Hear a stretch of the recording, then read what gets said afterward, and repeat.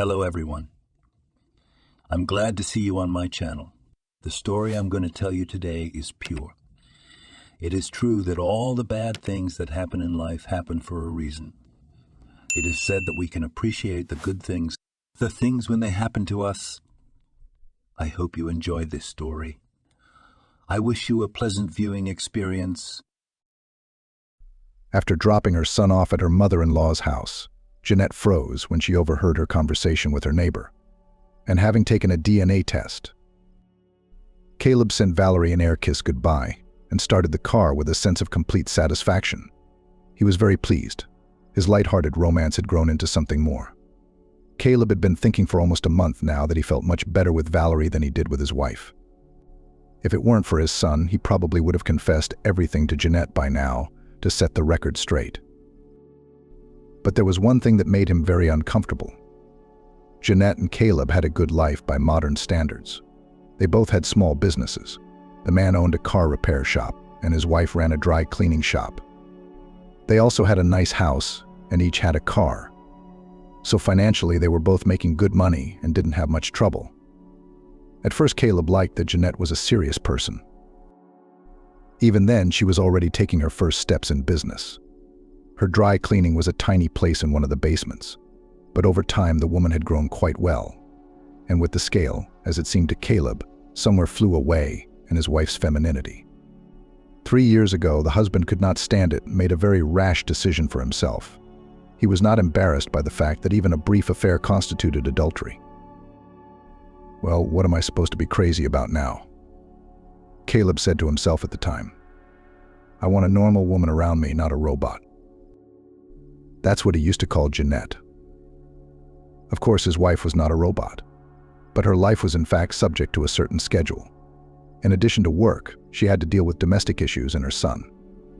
Daniel was in the 3rd grade, and his hobbies and interests took up a large part of his life and consequently of his mother's life. Caleb tried not to interfere. All that said, he was involved with his son from time to time, but more he was disappearing somewhere, either with friends or with his mistress. Jeanette was so absorbed in her own affairs that she didn't notice that she and her husband were less and less likely to go out or spend time together. Apart from shared holidays and birthdays and summer holidays, they had almost forgotten when they just sat and talked. Caleb himself often said he had things to do. That's not to say Jeanette ignored her husband completely, but it seemed to Caleb that he felt much better in someone else's house and bed than he did in his own. A dangerous misconception the man hadn't yet realized. Something must be done about it, he said aloud. Valerie, I will never leave. Divorce I'm not afraid of. Jeanette will take half the property. Whether she'll let me communicate with Daniel is the question. Though I don't really care about that. In recent months, Caleb had grown increasingly cold toward Daniel. He'd once thought what he'd done would be best for both of them. But now his son was beginning to annoy him. The boy wanted to talk to him now and then. And Caleb was cut off. He looked at him and understood. The phone rang and he answered it. Jeanette told him she was going to take Daniel to his mother's house. It was Saturday. Jeanette, I'll probably be late tonight, her husband replied calmly. We're in the middle of a workshop. If you need anything, call me. He glanced at the clock. It was nearly 12 o'clock. He could have stayed late at Valerie's, of course, but that provoked some pain in him. He wanted to drop everything and marry his mistress. And to do that, he had to decide to divorce his wife. On the one hand, Caleb was ready for it, but on the other hand, there was still fear in him. What will she do to me? He reasoned. If I don't love her anymore, is that a crime? Of course, in a man's eyes, it was no crime. And he was not going to plunge into philosophy, much less into religious speculation. He hadn't killed a man, so everything else was okay. Caleb decided to go to his old friend. He had lived out of town for a long time. The man remembered how everyone made fun of him at school. Edwin was going to become first a gynecologist, then an obstetrician. Everyone who was not lazy made obscene jokes in his direction. But as it turned out later, Edwin became a very good specialist, and 5 of his classmates gave birth with him. About a year ago, he suddenly left the practice, said he was tired. Caleb had met him about 4 months ago and was amazed at how much his life had changed. Caleb. "Hello, mate," rejoiced the host. "Come in." He opened the wicket door wide open. Edwin had divorced his wife back when he was still working as an obstetrician. Or rather, she had left him when Edwin was a normal man, as Caleb called him. He made a good living and enjoyed taking gifts. He was approached by the rich for help. Edwin also helped Caleb, for which he thanked him very well. But the doctor's wife was not enough. She drove an expensive car, holidaying abroad while Edwin worked, took great risks. He did not cheat on her, although he lived a well-to-do life. But after the doctor learned that his wife had a lover, it was as if his life was cut short. "Yeah, look at you," screamed Leslie in his face. "You're a loser. Anyone else in your position would be a head doctor by now and making decent money." "Leslie, don't you have enough?" Edwin looked at his wife in amazement. "Why, you live like a queen. It's not like you don't need anything." "What nonsense are you talking?" She stood her ground.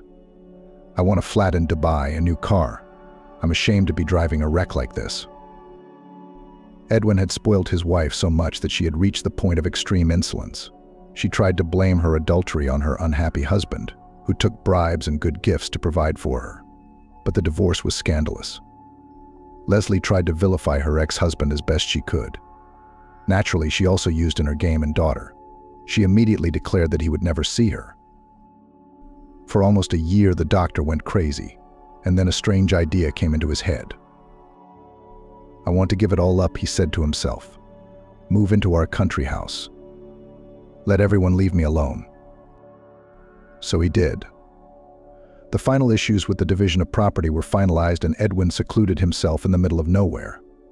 He took up yoga and spiritual development, created his own website, and gave counseling on women's health issues. He had enough to live on, and he was happy about that. But it took a long time to recover from the lifestyle Edwin had previously led. A lot of that had to do with Caleb as well. "And changed your life dramatically in general," Edwin wondered at his former classmate. "Well, you have. I can assure you that I feel much better now," he smiled. "I'm never going back to my old life." "Well, what about helping children be born into the world?" his guest immediately asked him. "Isn't that a worthy mission?" "Not in this day and age," he sighed. "Unfortunately, the system will break even a man with the purest of intentions. As long as everything can be bought and sold, there will be no honest doctors. We don't have free medicine. People still can't understand that. You still need to put money in someone's pocket or thank them. It would be better if the services were paid. Then it would at least be fair," Edwin said. "Oh, come on," Caleb laughed. "You wouldn't live on your penny salary. Besides, how many people have you helped, including me? Do you know how much I regret it now?" Caleb stared intently into his eyes. "What I did was a crime." Caleb felt like the old Edwin was dead. A complete stranger sat before him. The man shuddered. He was uncomfortable in this company. Somehow the conversation was not flowing. And Caleb, citing that he was busy, was going home. "It was good to see you." Caleb shook Edwin's hand in farewell. "May everything work out for you." "Thank you," the man smiled. "Good luck to you too," he replied without much enthusiasm. Caleb had wanted so badly to talk to his old friend straight, to tell him about Valerie. But now he realized clearly that Edwin would be out of his life forever. "Idiot," he muttered to himself under his breath, "to trade such prospects to stand upside down." Yoga helped him come to his senses. He chuckled. "Yeah, wait for it. You just had a phase shift." Caleb couldn't understand his friend for many reasons, and the main one was that Jeanette had never cheated on him. He couldn't even imagine the pain of that. What didn't bother the man was how she would feel after he informed her of his mistress.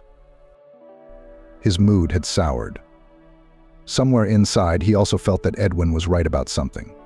They shouldn't have started this whole thing, especially now that he wanted to divorce Jeanette. The baby was only getting in his way. Jeanette came out of the dry cleaners.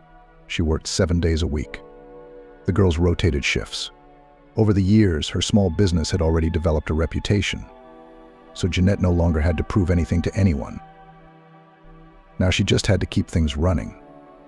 It was much harder to keep her customers than it was to find them. Maintaining high standards wasn't for everyone. Despite the fact that Jeanette had been in the business for many years, there was always plenty of work. When the girl met Caleb, he hinted to her a couple of times that a wife should stay at home and watch over the family hearth. But Jeanette immediately made him realize that she is not going to sit on his neck. And in time, her decision proved to be the right one. Even the birth of a child did not make her give up her small business, and the work did not give her boredom. She didn't have time for silly arguments with her husband. Jeanette made sure Daniel got into the car, started it, turned around, and headed toward her mother-in-law. It had to be said that Caleb's parents kept out of their lives.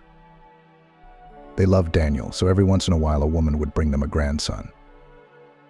"Mum, just don't stay too long," the boy asked. "I don't want to sit up at their house until night. Grandfather will make me play cards again. And you know how I don't like them." "All right, I promise to be quick," Mum smiled. "Daniel, maybe we can go out tomorrow. It's been a while since we've gone anywhere." "Dad has tomorrow off." "Yes," cheered the son. "He promised me he'd play with me. We need to finish our Lego city." "Deal," Jeanette replied and sank into herself. Her son asked her questions from time to time. The neighbors of the premises were about to move out, and Jeanette was trying hard to figure out if she needed to expand her company. The dry cleaning business was certainly thriving. Many people had small washing machines in their homes, which was one of the reasons they were called upon. There were also quite a few wealthy people in town who wore quality brand-name clothes. Many models could not be washed in water. Dry cleaning was required. Carpets were particularly popular. It was for the latter that she wanted to expand her space a bit. "We should get some," Jeanette decided to herself about the neighboring shop, especially since a few people have already come to look at it. "I'll drop Daniel off and call the landlord. We've been working with him for years, so he shouldn't be able to turn me down." The car stopped outside a small house and Daniel reluctantly got out. Jeanette's mother-in-law immediately appeared outside the yard. "Come in," she said friendly. "Let's have some tea," Mrs. Lillian suggested. "You'll excuse me, but I can't right now. I'll sit at your place tonight when I come to pick up Daniel," the daughter-in-law promised. She jumped into the car and drove to work. On the way, she dialed the owner of the room she was renting. He asked her to come over in an hour. It took her until almost 12 noon to get her affairs in order. It was 5:40, and the woman decided to go straight to pick up Daniel.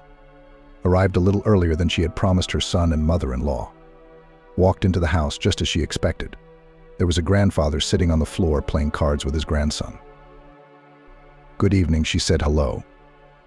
"And where is Mrs. Lillian?" "Yes, in the vegetable garden. Perhaps she has gone to her neighbors, Jeanette." "Call her home," replied the father-in-law. The guest headed for the vegetable garden. She knew that Caleb's parents had, so to speak, a secret entrance, a small gate through which one could get into the neighbor's yard. An old lady lived there, with whom her father-in-law and mother-in-law had been friends for many years. Jeanette realized that Mrs. Lillian was probably at her place. The woman was nowhere to be found in the vegetable garden. So the daughter-in-law went to the wicket. Behind it, the neighbor's shed began immediately. Jeanette heard voices. She had a few meters to go to open the wicket. "Which one, Mrs. Judy? It's hard to say. We love Daniel," as if he were our own grandson, a familiar voice reached her. Jeanette froze. Her heart was pounding so hard she feared it was about to jump out. "Well, where's their son?" "He's sick, isn't he?" "I don't think anyone wants him," the old woman said. "Well, yes, he has cerebral palsy. Not in the most severe form, but still," Mrs. Lillian replied. Everything whirled round in front of Jeanette's eyes.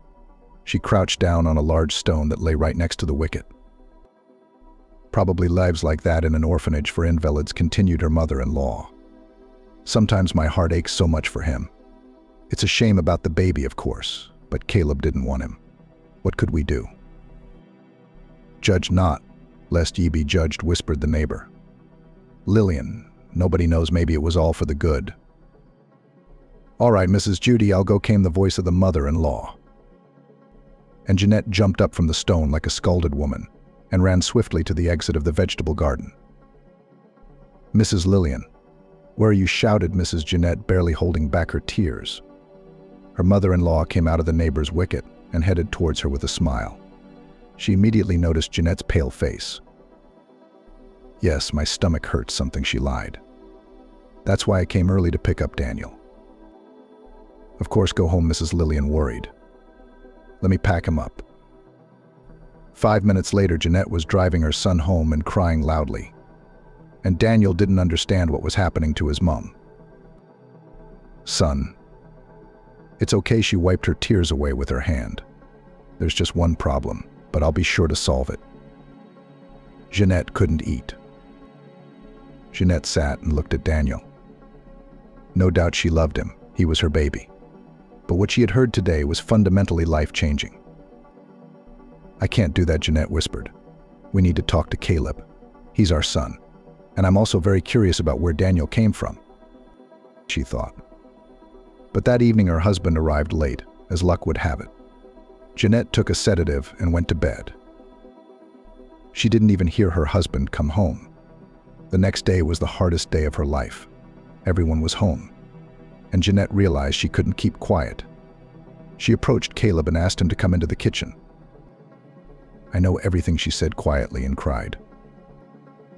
Her husband stood in utter amazement. Caleb couldn't understand who had told Jeanette about Valerie. The man stood silent. He was thinking about how to start off right now.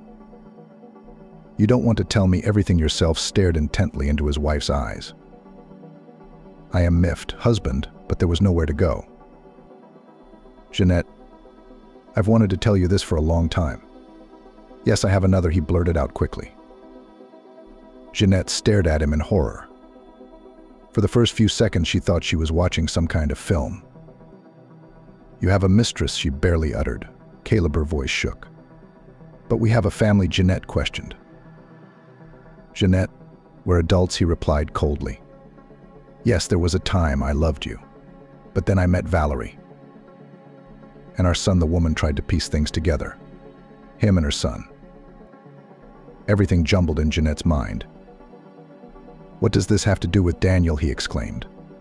"Jeanette, let's not make a big deal out of this. I'm filing for divorce. We'll divide everything fairly. I have no claim on you whatsoever." "Caleb, are you kidding? After all, this is all a prank." "No," he replied angrily. "Jeanette, I don't want to live with you mercilessly." Her husband plunged the knife into her heart. Everything swirled before the woman's eyes, and she fainted from overexertion. "Oh shit," Caleb swore and rushed to her, started slapping his wife's cheeks. Caleb lifted her in his arms, laid her on the couch. Jeanette opened her eyes, everything in front of her spinning. Caleb brought her some cold water and some sedative drops. Daniel was scared too. He looked at his mother with mad eyes and cried. Jeanette tried to get up but couldn't. It took her an hour to regain full consciousness. Daniel was sleeping next to her. Caleb wasn't home. God, I can't understand anything, Jeanette thought as she opened her eyes. This time she managed to get up, put the kettle on. Didn't want to wake her son. Apparently the boy had been under a lot of stress. His body had exhausted itself and he was fast asleep. So I've got two problems now. The first is Caleb's infidelity and divorce. And the second is Daniel. Or rather, my real son. She couldn't calm down. Her husband returned late. Jeanette didn't call him and throw a tantrum. She had already accepted the idea that Caleb had cheated on her. Now she was more concerned about her sick son and what had happened to him. Jeanette prepared herself for another difficult conversation. It was almost 10 when the door opened. I'm getting my things, her husband said immediately. Jeanette, I don't want to muse on all this. What happened is what happened. We're adults, and we should understand everything. Caleb, let your adultery remain on your conscience, she replied calmly. That's not what I'm interested in. What does this Valerie have to do with our child? Nothing, he answered quickly. And the things are in the bag. Valerie and I have no children. Then tell me where our baby is. Jeanette grabbed his arm. I know all about it. I heard about it from your mother. Daniel is not our son, she finally uttered the hardest part. You mean you meant it when you said it? Caleb turned pale. And now it all falls into place. But so be it. I'm still glad you found out about Valerie and me. I'm not interested in your Valerie, Orya replied his wife, barely containing herself. Caleb, I demand that you tell me where my son is. How do I know? He wiped the sweat from his face. Stayed at the hospital. What do you want me to say? That you had serious problems during labor, and that the boy was born sick. That I was trying to protect you then so you wouldn't suffer for the rest of your life, Caleb asked. Where is my baby? Jeanette screamed. How dare you decide for me? I hate you. Do you hear me? I hate you for this. Never will I forgive you. I'm telling you again, I don't know where that kid is, Caleb raged. That's it. Leave me alone. You can sue me for loving you and wanting you to be a happy mother. Where is my son? Jeanette covered her face with her hands and cried. Give him to me. For part of him, her husband tried to speak to her more calmly. He had no hope. He is an invalid for life. The woman answered him nothing. She left for the kitchen, closing the door behind her. The husband left without saying goodbye. I will definitely find him, she promised someone. I'll take my child. I'll treat him. Almost all night Jeanette did not sleep. And towards morning her body couldn't take it and she fell into a deep sleep. She woke up to Daniel waking her up. Mum, am I not going to school today? He asked when she opened her eyes. Son, what time is it? Jeanette grumbled and glanced at the clock. 7:40. Let's get ready quickly. Come on, let's get dressed. I'll make breakfast. Daniel was a little late that day, but he wasn't worried about that. The important thing was that his mum was just as she had been before. No more crying, though the dark circles under her eyes said she wasn't feeling well. Jeanette walked her son to the gate, got in the car, put her head on the steering wheel and cried. I'll stop by the dry cleaners, then I'll go home. I need a couple of hours sleep so I can do some searching. She made a plan for herself. The car started slowly. Jeanette's mind was reeling with the words of her husband. She realized that if it hadn't been for their real son, she would have had a very difficult divorce, and she didn't know if she would have survived it at all. Caleb had always seemed to her not only a husband, but a friend she could trust. But now he had lied to her, and at least twice. And they weren't simple matters, they were situations that directly applied to Jeanette. God, but if Caleb has proven to be so unreliable, then what about other men? She uttered aloud. What was he lacking? Love and care. After all, that's what they usually say. Somehow homebodies who are willing to sit with their husbands any spare minute. Cheating doesn't go around either. Then it's all a lie. If he had honestly told me he was fed up with me, it would have been much more honest, Jeanette thought as she drove up to work, but decided to sit in the car for a few more minutes. He's met his woman, she laughed. What am I then? Not his, am I? Wasn't that what he was saying to me? So men can have many women of their own. She got out of the car. Complete nonsense. Lust is the real reason. When a man is doing well and has no problems, that's when he shows his true colors. Caleb's just a womanizer. Behind the thick layer of noble man's makeup he threw in my eyes, he always hid an inability to control his flesh. Hike, cool man, Jeanette thought. She had made up her mind that she wasn't going to work things out with her husband, nor complain to anyone about him cheating on her. She had Daniel, who she wanted to live for.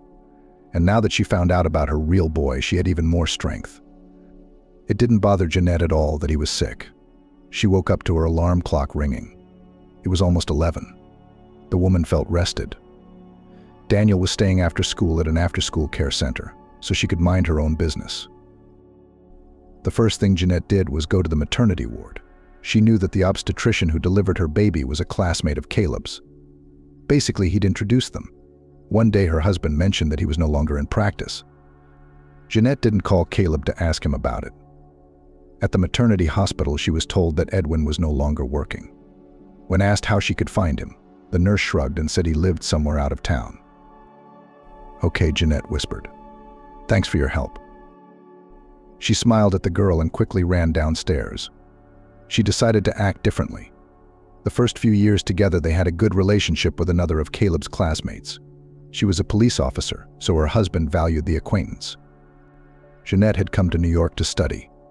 She came from a small town near Florida, so she had no acquaintances here except a few classmates from the institute. Jeanette walked into the police station and quickly found Nicole.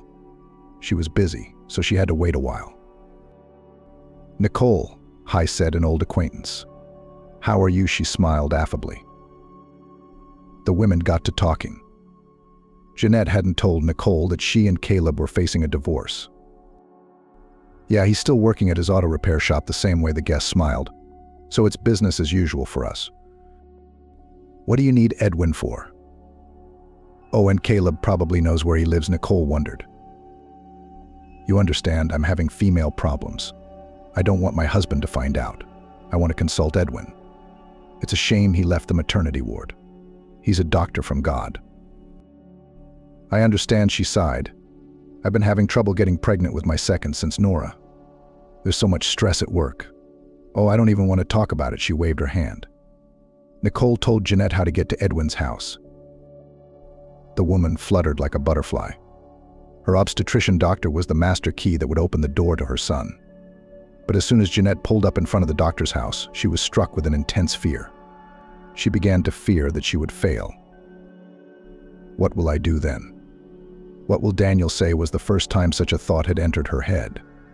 How will I explain to him the arrival of a disabled boy, and how will he feel about it? Her mother's heart clenched. Jeanette had so many questions that she didn't know the answers to. "I can handle it," she said loudly to herself. That's what a woman always did in difficult situations, though. Gaining a full chest of air, she pressed the bell. To distract herself, she looked at the small house and manicured yard. Not long after, but a familiar face appeared on the street. Edwin looked at Jeanette in some amazement. He recognized her immediately. Jeanette smiled. He said hello and waited to see what his guest would say to him. "Edwin, we need to have a serious talk," she said. The man's face changed immediately. It seemed to him that he had guessed the topic of conversation. "Come in," he offered, closed the wicket, and escorted his guest into the house. Jeanette felt at once how easy it was to breathe. A pleasant scent hit her nose. The furnishings were simple, but the many plants made it cozy. Edwin quickly brought 2 glasses of cold water from the kitchen. Jeanette saw that lemon and mint were visible at the bottom. "Delicious," she pronounced, taking a couple of sips. "Edwin, I want to say at once that I don't blame you for anything." She fell silent. The master, too, was silent. It was very important to him that the woman finally spoke up. "I don't even know where to begin." Tears ran down Jeanette's cheeks. "I found out yesterday that Daniel is not our son." Edwin stood up. He was looking out the window. "I've wanted to be free of this burden for so long. I don't know why I went for it," he pronounced. "Perhaps I was afraid I would be accused of medical malpractice and hang the case on me." "Edwin, I don't blame you for anything. You may have had your motive." She tried to speak calmly. "Besides, you paid me very well." "You didn't know that then," he sighed. "Money mattered a lot to me." Then Jeanette finished the rest of her drink. The mint and lemon seemed to ease her nerves. At least she felt calmer. Edwin came back to her, sat down in the chair opposite, hesitated a moment, and continued his story. Apparently the boy had some musculoskeletal problems. He looked at Jeanette. "Not everything can be determined through ultrasound. I see it this way. The labor aggravated the condition and the nerves of the muscles, causing permanent damage to the bones. Could he have been helped?" Looked up at former doctor to the guest. "I don't know," he admitted frankly, before he was taken to a home for disabled children. An examination showed that he needed very expensive treatment. Naturally, the state wasn't going to bother with him. "Edwin, the baby was sick in the womb. It was not my fault, but it would have been very difficult to prove. There are real cases where a child gets cerebral palsy due to a doctor's fault. But I did the right thing this time." Edwin generally lowered his head, as he always did. Jeanette covered her face with her hands and cried. She realized that if she had been told then that her son was an invalid, it would have been very hard for her to bear. Now she was ready. But in those days, Jeanette was not yet distinguished for her wisdom or fortitude. Where did Daniel come from? She finally calmed down. He has parents. Jeanette held her breath. No, his mother died in childbirth. You and she gave birth on the same day, he replied. A disadvantaged woman was brought to us. She had nothing. The labor was very difficult. The baby was born healthy, and she died the next day. I see, Jeanette said detachedly. Edwin, where they took him, you know that, don't you? Yes. They've put him in a residential home for the disabled. Jerome is his maternal name. Jeanette could not help herself again. Son. God, I wish he were alive. Perhaps someone adopted him. Not likely. The landlord objected at once. Healthy children are not wanted. And here, do you think people dream of fiddling with the sick? Edwin felt a sense of relief in his soul. It had been so many years since he'd been able to shed that weight. Why did Caleb go for it? The visitor said aloud. After all, whatever he is his father. Jeanette. It's not that simple. The man stepped up to her. Perhaps he was thinking of you at the time. I'm sorry, but why didn't he tell you that? I've had that question running around in my head this whole time because she wanted to answer quickly but stopped herself because he's Edwin. We're filing for divorce. Caleb has a mistress. He's gone to her. Edwin looked at her in bewilderment. When a former friend had visited him the other day, he hadn't said anything to him about it. I'm sorry, he said with concern. Jeanette, how are you going to pull 2 kids by yourself? It's okay, I'll manage. I'll take my son, the woman said firmly. Edwin, I'm not leaving him in an orphanage. I'm going to do everything I can to fix him. She left, and Edwin sank into himself. In fact, he was glad that all this had finally come to light. He closed his eyes and remembered those last days when he was still working at the hospital. But you know I'll pay you well. The mayor's aide glared at the obstetrician. You just tell her the baby was stillborn. Of course, powerful people often went to him. Edwin had a good reputation as a professional doctor. But after he was good at delivering their wives' or mistresses' babies, getting handsome fees for it, the requests became more and more monstrous.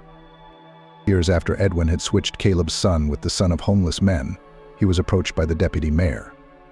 Belinsky had changed his mind and decided to get rid of his mistress's child. Either that or she was up to something behind his back and wanted to claw back some of his property. In general, the man came to the doctor and began to beg him, and then blackmail him. Well, is your work not good enough? He threw angrily when Edwin disagreed. You know it's enough for me to snap my finger. Click, Edwin told him, and that same day he wrote his resignation letter. It was incredible news. No one had ever expected Edwin to quit. In fact, he was ready for it. After his divorce, he wasn't in the best shape to deliver babies and operate. He sighed. Would he want to go back into practice again at first? Very much. Now he doesn't. He was drawn in other directions. Despite his many years in formal medicine, Edwin became increasingly interested in alternative methods.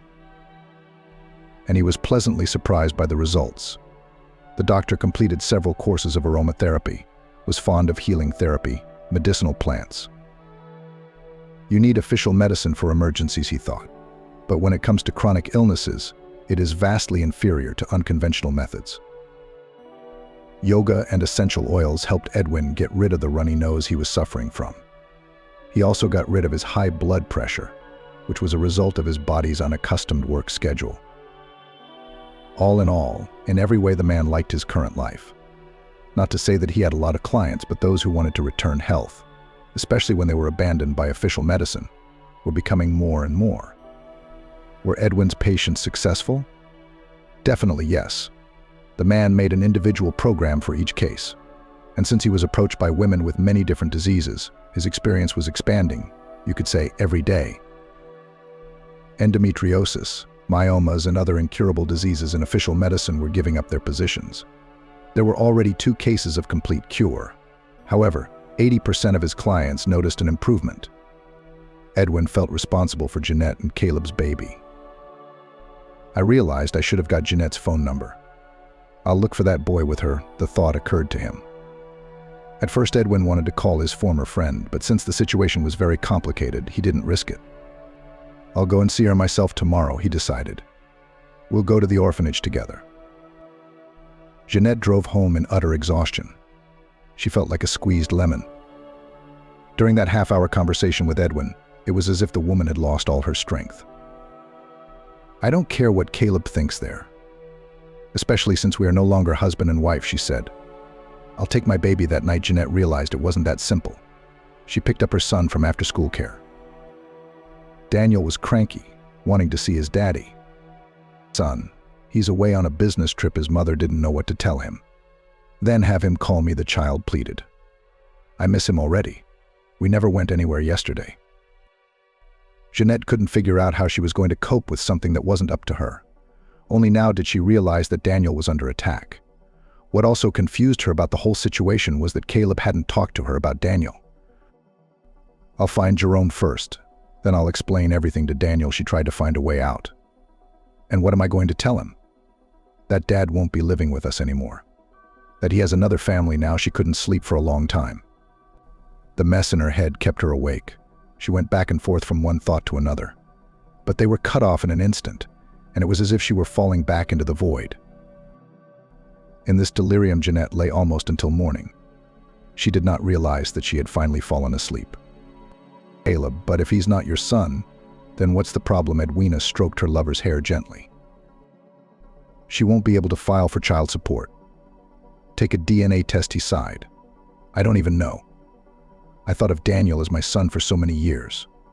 Sure, inside I knew he wasn't my own, but I grew attached to him. But why would you think about him when you're about to have a daughter? And believe me, she really is your girl, perfectly healthy. The girl stroked her belly. Valerie. Yes, I don't doubt you. He kissed his mistress. There will be no alimony for nothing. Do you hear me? She said more sternly. I don't want our money going to a stranger's child. Caleb didn't sleep. He kept thinking about what Valerie had told him. He hadn't felt much love for Daniel lately, but showing the DNA results in court and saying he wouldn't pay child support on him, even in Caleb's mind, would have been mean. But Valerie wasn't about to back down. She didn't want any competition. When she found out that Daniel wasn't Caleb's son, she knew immediately that she had him in her pocket now. She'd done everything she could to make him completely cold to his wife, and now she was trying to wrestle him away from his non-native son as well. What am I going to tell her? I'm sorry, but this isn't our child, he thought. After all, Jeanette doesn't even know the children were switched, because I did it. With Edwin's help, of course. But it was my initiative. In short, Caleb had backed himself into a corner. To tell Jeanette that Daniel wasn't his son, and he wasn't going to pay child support, would have looked very cynical and inhuman. Valerie could see her lover's doubts. It seemed to her that a little more pushing was needed. Caleb, I suggest you don't drag this conversation out too long. She pressed against him. Talk to her, tell her we're about to have a daughter. After all, she's a mother too and should understand me. I can't do that to her, the man resisted. It's not like I'm a pig, he threw angrily. Caleb, do you want me to leave? She sobbed. I don't want her baby. Can you understand that? I want my family to be happy. Valerie defiantly clutched her stomach. Caleb, startled, ran up to her. Valerie, what's wrong with you? There's going to be a miscarriage. I promise you'll talk to her, Valerie demanded. But okay, he said. Please just calm down. Breathe like this, Valerie. I love you. Can't you see that? Caleb, did I look forward to our child so much if I didn't love you? She said through her tears. Why did I take such a risk then and go out with a married man? As much as Caleb felt that he shouldn't behave like this, he still obeyed Valerie's wishes. He decided to have a serious talk with Jeanette. Jeanette dropped her son off at school and went straight to the orphanage. At the mere sight of him, everything turned over in her mind. God, she could barely hold herself together. Give me strength, the woman went straight to the director. You haven't even seen him, she threw angrily. This is how they remember their sick children years later and think they can take them away easily. No, I don't think it would be easy, replied the visitor. But that I'll take him away, that's for sure. She kept her eyes on the woman. He's a recumbent. Can you understand that? I didn't want to agree to see the headmistress. You smile at him now, and then you'll be out of his life forever. And he will suffer. I want to see my child, and I demand that you allow me to take a DNA test, Jeanette said coldly. Wow. Demand she does, the woman laughed. I'm the mistress here. It's up to me. When you gave your son to the orphanage, you demanded it too, didn't you? No, Jeanette replied. She realized she couldn't tell the whole story. If you don't show me my child, I will demand visitation through the courts. Okay, said the principal fearfully. You'll have 5 minutes. I think that will be enough time for you to decide that you will not come here again. I'll never decide for myself, the visitor threw angrily and followed the woman. Jeanette realized that this meeting would be hard on her. She had long ago drawn in her mind the boy lying on the bed. His arms were shriveled, his mouth wouldn't close, so it was constantly leaking saliva. His eyes were always staring at the ceiling, and there was no clarity in them.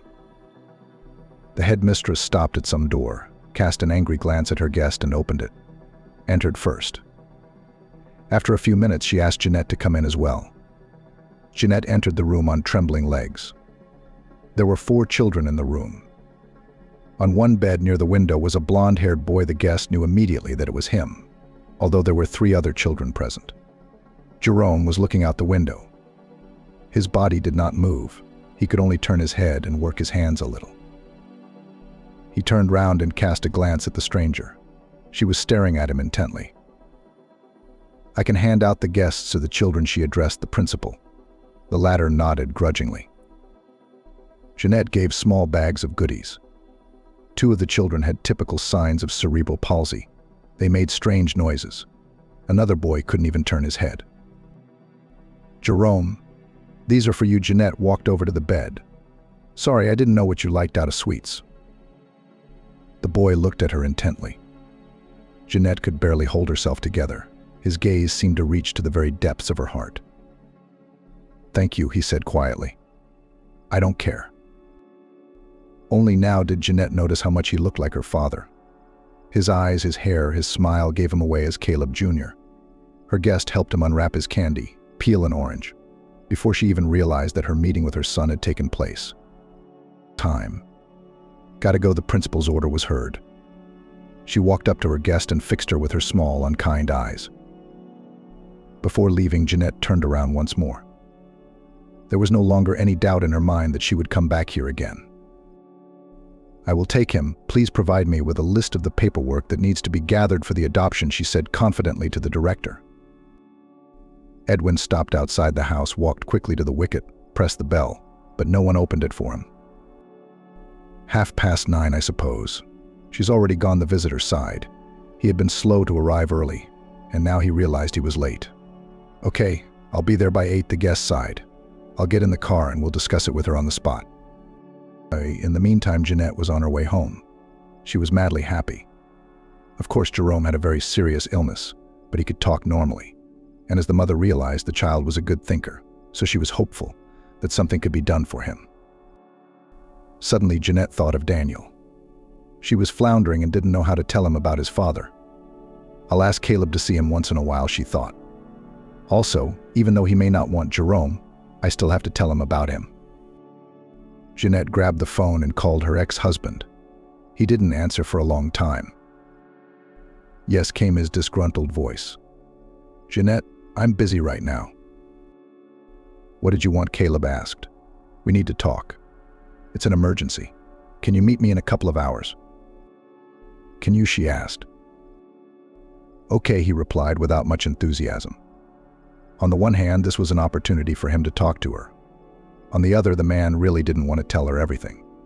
Avoiding Daniel's alimony payments was the ultimate piggishness in his case. But for Valerie's sake, he'd have to do it. When Caleb saw no other option for him, Jeanette stopped by work. An hour to take care of business, she needed something to distract herself. The events of the last few days had been so emotional, the woman could barely stand it all. She took a few sips of hot tea, warmth spilling all over her body, closed her eyes. Jerome's face was in front of her. Her heart clenched tighter. It's going to be okay, son, she whispered. A few tears fell into her mug. I'm going to make it through this. I'll do everything I can to help. Jeanette sighed dreamily, glancing at her watch. She didn't want to be late for her meeting with her husband. They agreed to meet at a cafe. Jeanette had traveled to this meeting with great hope. Naturally, she wasn't thinking about getting Caleb back. In fact, the woman could hardly forgive his infidelity. She wanted her children to have a father. It didn't matter how his and her lives turned out in the future. The children should be able to see their father. Jeanette arrived at the cafe before the appointed time, sitting in the car with her eyes closed. She was very sleepy. The woman planned to spend no more than an hour talking to Caleb, and then she needed to pick up Daniel. She opened her eyes and noticed her ex-husband's car pull up. Startled, she looked in the mirror, lightly fixed her hand and hair, and walked into the cafe. Caleb was already sitting at the table, tapping his fingers nervously. "Hi," she smiled. "Jeanette, I'm not going to lecture you on how to live your life. You said yourself we're adults, didn't you?" "Jeanette, can we make this quick?" "I'm in a hurry," he said nervously, trying to think of an excuse. "I'm sorry, but I understand." "Caleb, I'll be honest if I tell you everything." The woman sighed deeply. "I found our son. His name is Jerome, and he looks a lot like you." The man froze nervously in his chair. He was starting to get pissed off by all these surprises with children. "Jeanette, I don't want to hear anything about him," he said coldly. The smile disappeared from his ex-wife's face. "Caleb, but he's your son, isn't he?" "He needs you," Jeanette said. "Daniel asks about you all the time, too. Why should children have to suffer through their parents' choices?" "Daniel is not my son," he squeezed out through gritted teeth. "And you know about that, Jeanette? I have a different family." "Caleb, wait." Her heart rolled frantically. "Are you saying you won't go out with our son?" "No," he replied succinctly. "Please don't bother me anymore. I'll be doing a DNA test. My wife is pregnant. It's not like I can go broke. We don't need your alimony." Caleb's ex-wife tried to reason with him. "Daniel loves you. He'll suffer." Tears streamed down her cheeks. "I told you he's not my son." The man jumped up and headed for the exit. This was definitely not something Jeanette had expected from her ex-husband. She couldn't even figure out what to call it. "Is he completely out of his mind?" the woman whispered. "How can you play with people like that? He's a child, after all." All the way back, Jeanette tried to understand the motivation behind her husband's behavior, but she could think of nothing but madness. "I mean, he knows he's going to hurt Daniel badly," she reasoned. "After all, he's not a fool. How could he do such a thing deliberately?" Ideas began to pop into Jeanette's head about Valerie being Caleb's mistress. An inadequate person, she thought. It certainly didn't excuse her ex-husband, but dancing to the tune of such an idiot was too much. "Something tells me this fool will use the same methods against him," Jeanette sighed. "Caleb, you're a complete moron. You have 2 sons and you could keep in touch with them for the rest of your life and rely on their help. But you've destroyed your own future with your own hands. All for what? For some crazy mistress." She ached at the mere thought of how she would inform Daniel that his father didn't want to know him. She was also afraid the boy would find out he wasn't their kin. "Poor son," she cried again. "How can I protect you from all this?" Jeanette decided to take a few days to think about the best way to tell Daniel about their divorce. Plus, she needed to let him know he had a brother. "Some kind of horror," the woman whispered. "It's like I've been sucked into some kind of vortex and I can't get out of it. And the best part is that it's not my fault. Behind my back, Caleb was making the life he thought was best for him. He didn't care about her."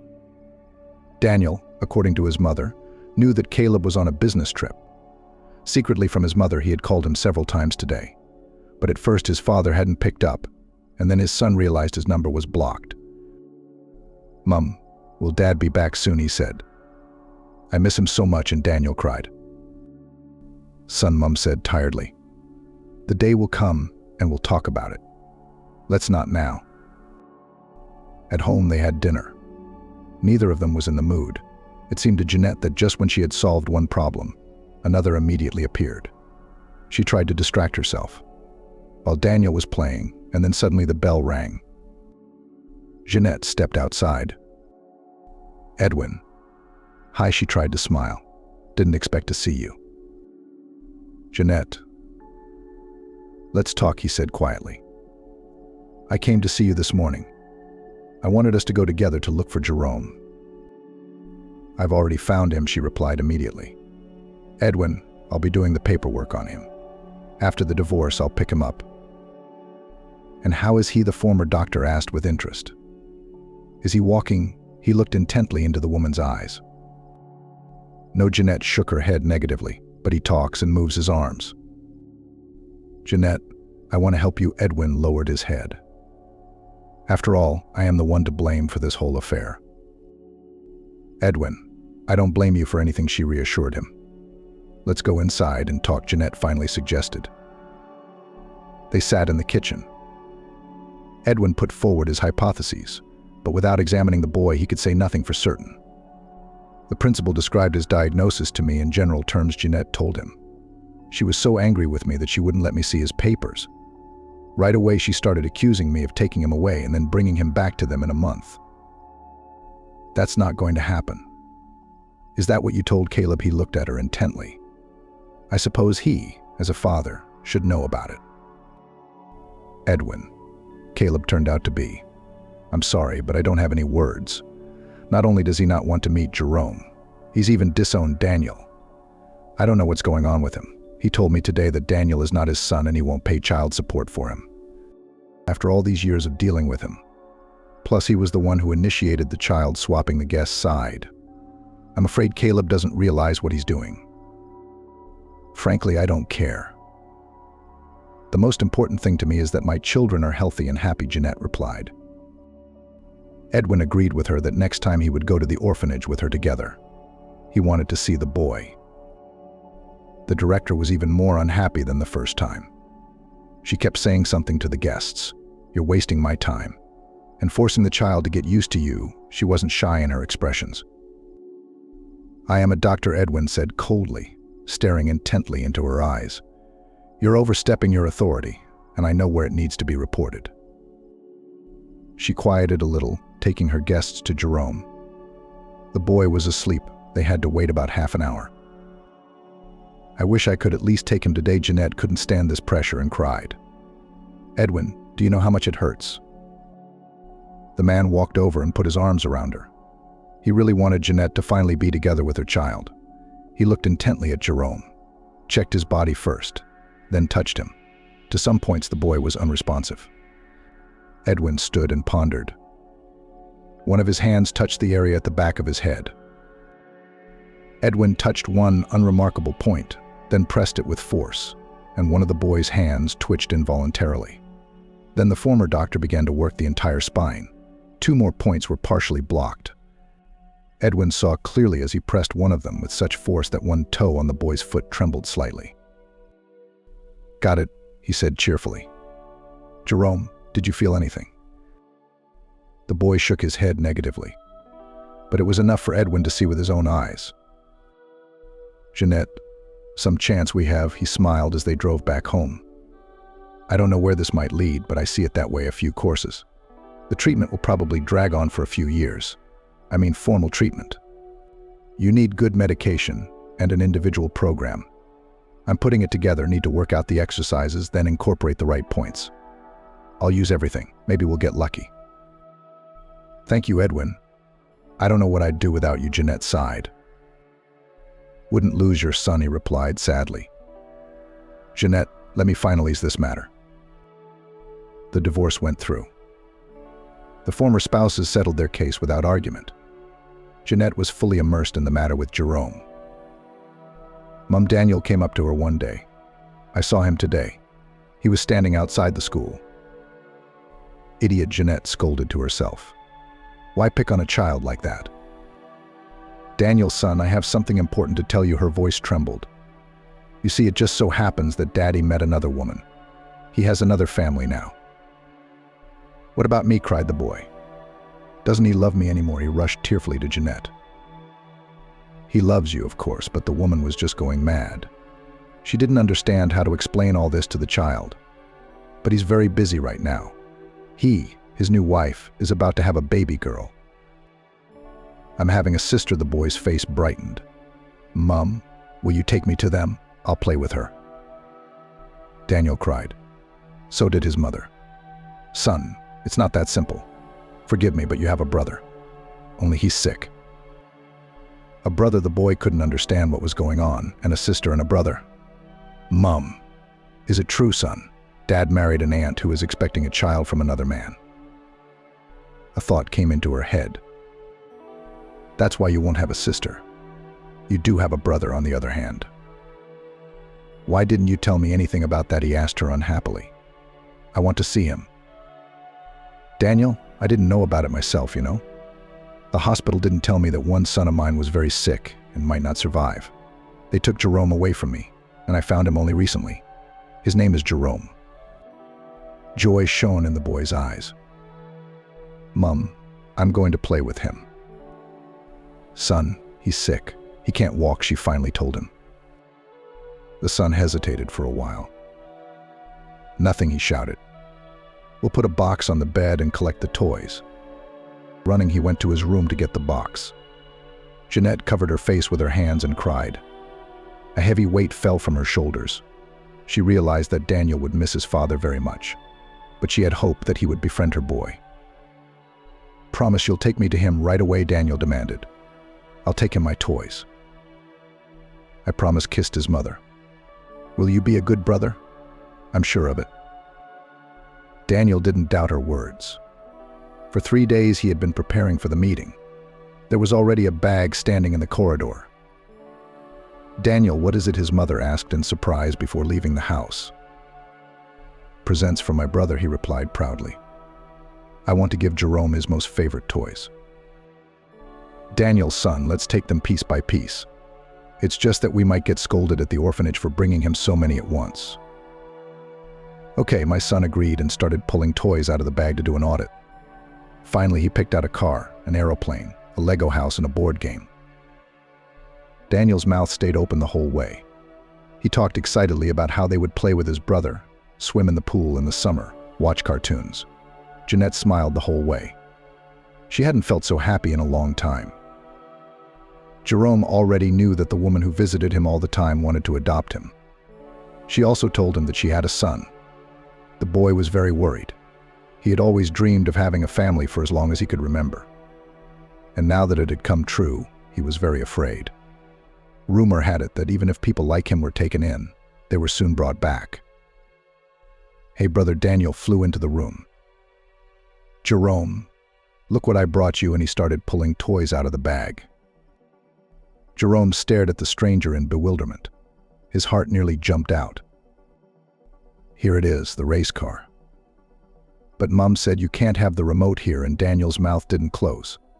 I know what's on it, no matter how much you squeeze the throttle. We have good tarmac in our yard, so we'll race together. After a few minutes, Jerome joined the conversation as well. His mother looked at them and cried with joy. God, thank you, she whispered. Now my boys will grow up together. They will be true friends.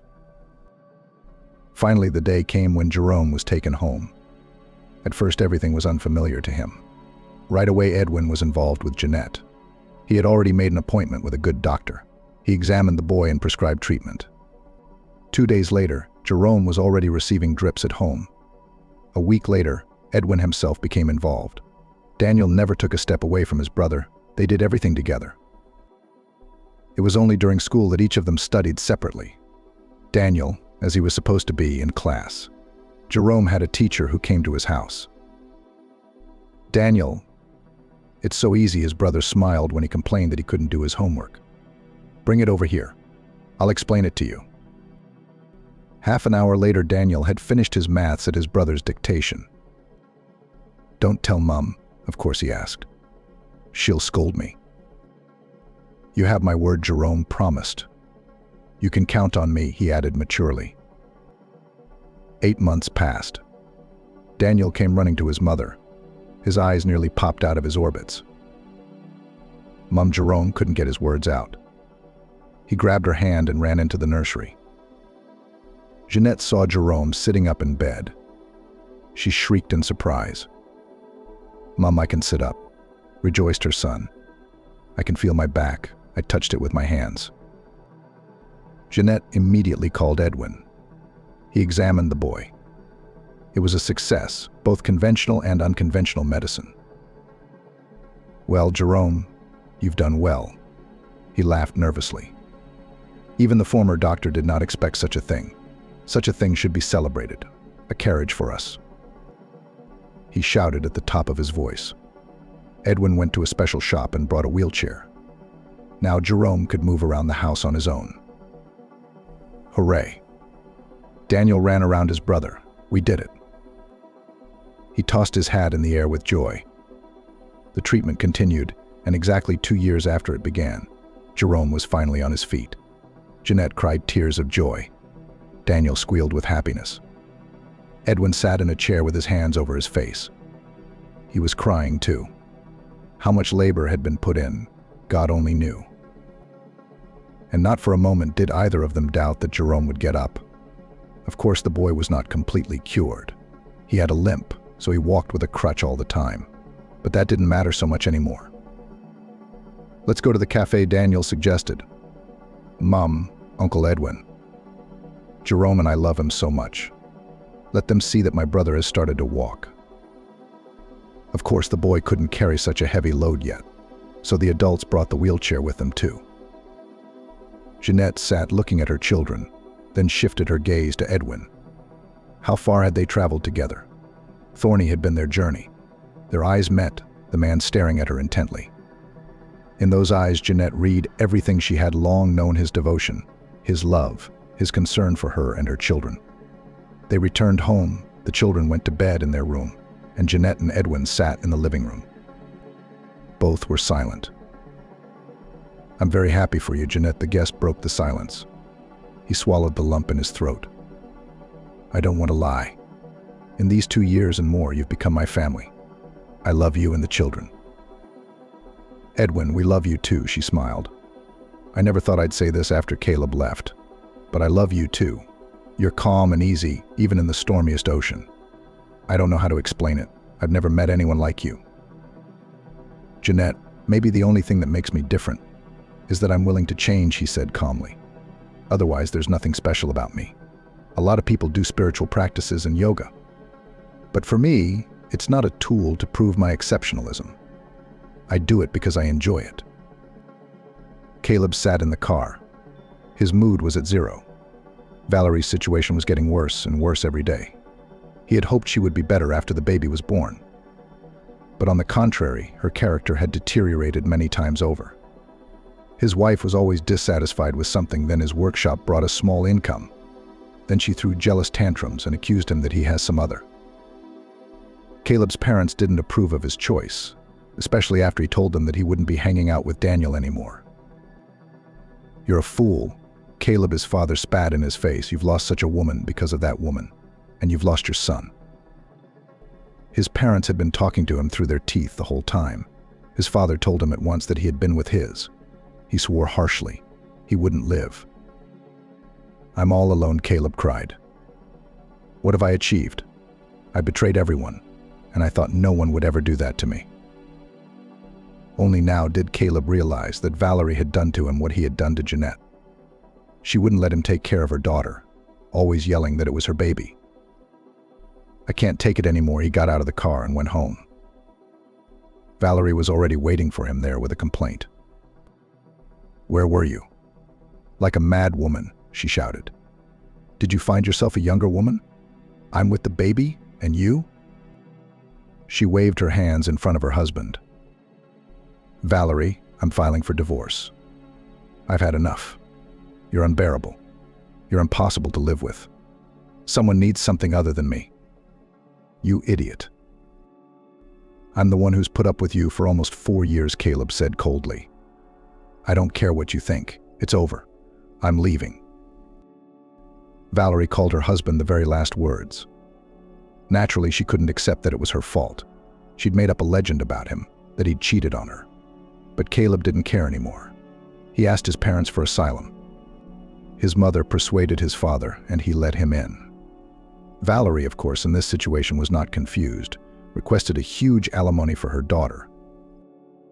In court, of course, she was not able to achieve the payment of alimony.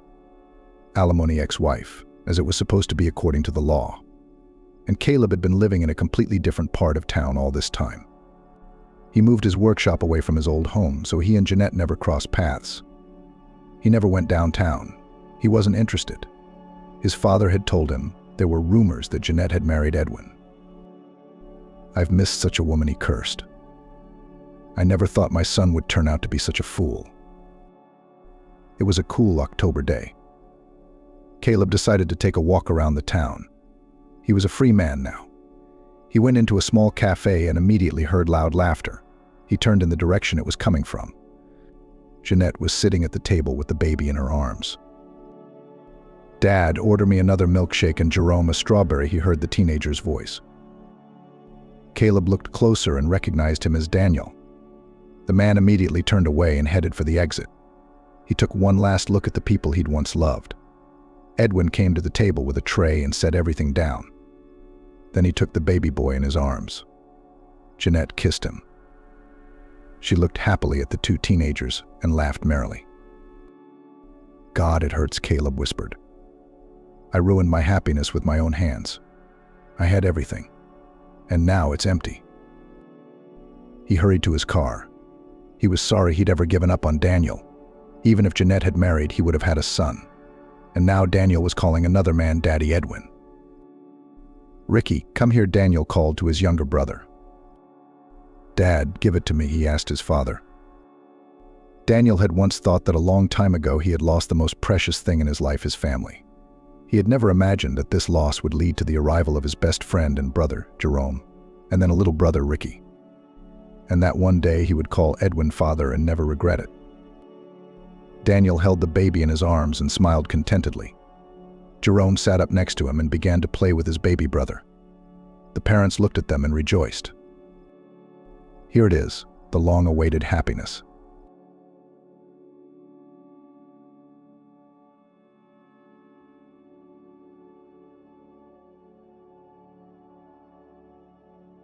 Emma remembered very well how her father left the family, trying to take almost everything that could be taken out of the apartment. She then returned quite late from celebrating her friend's birthday and almost fell, tripping over a pile of equipment and things, for some reason piled at the threshold. The girl even thought that someone had gotten into the apartment and was about to jump out into the entrance. But she heard the voices of her parents coming from the large room, which served as both a bedroom and a hall for receiving cheerful companies on holidays. Hastily taking off her boots, hanging her jacket on a hanger and throwing her backpack on the floor, Emma went to find out what was happening. And I found a strange and terrible picture.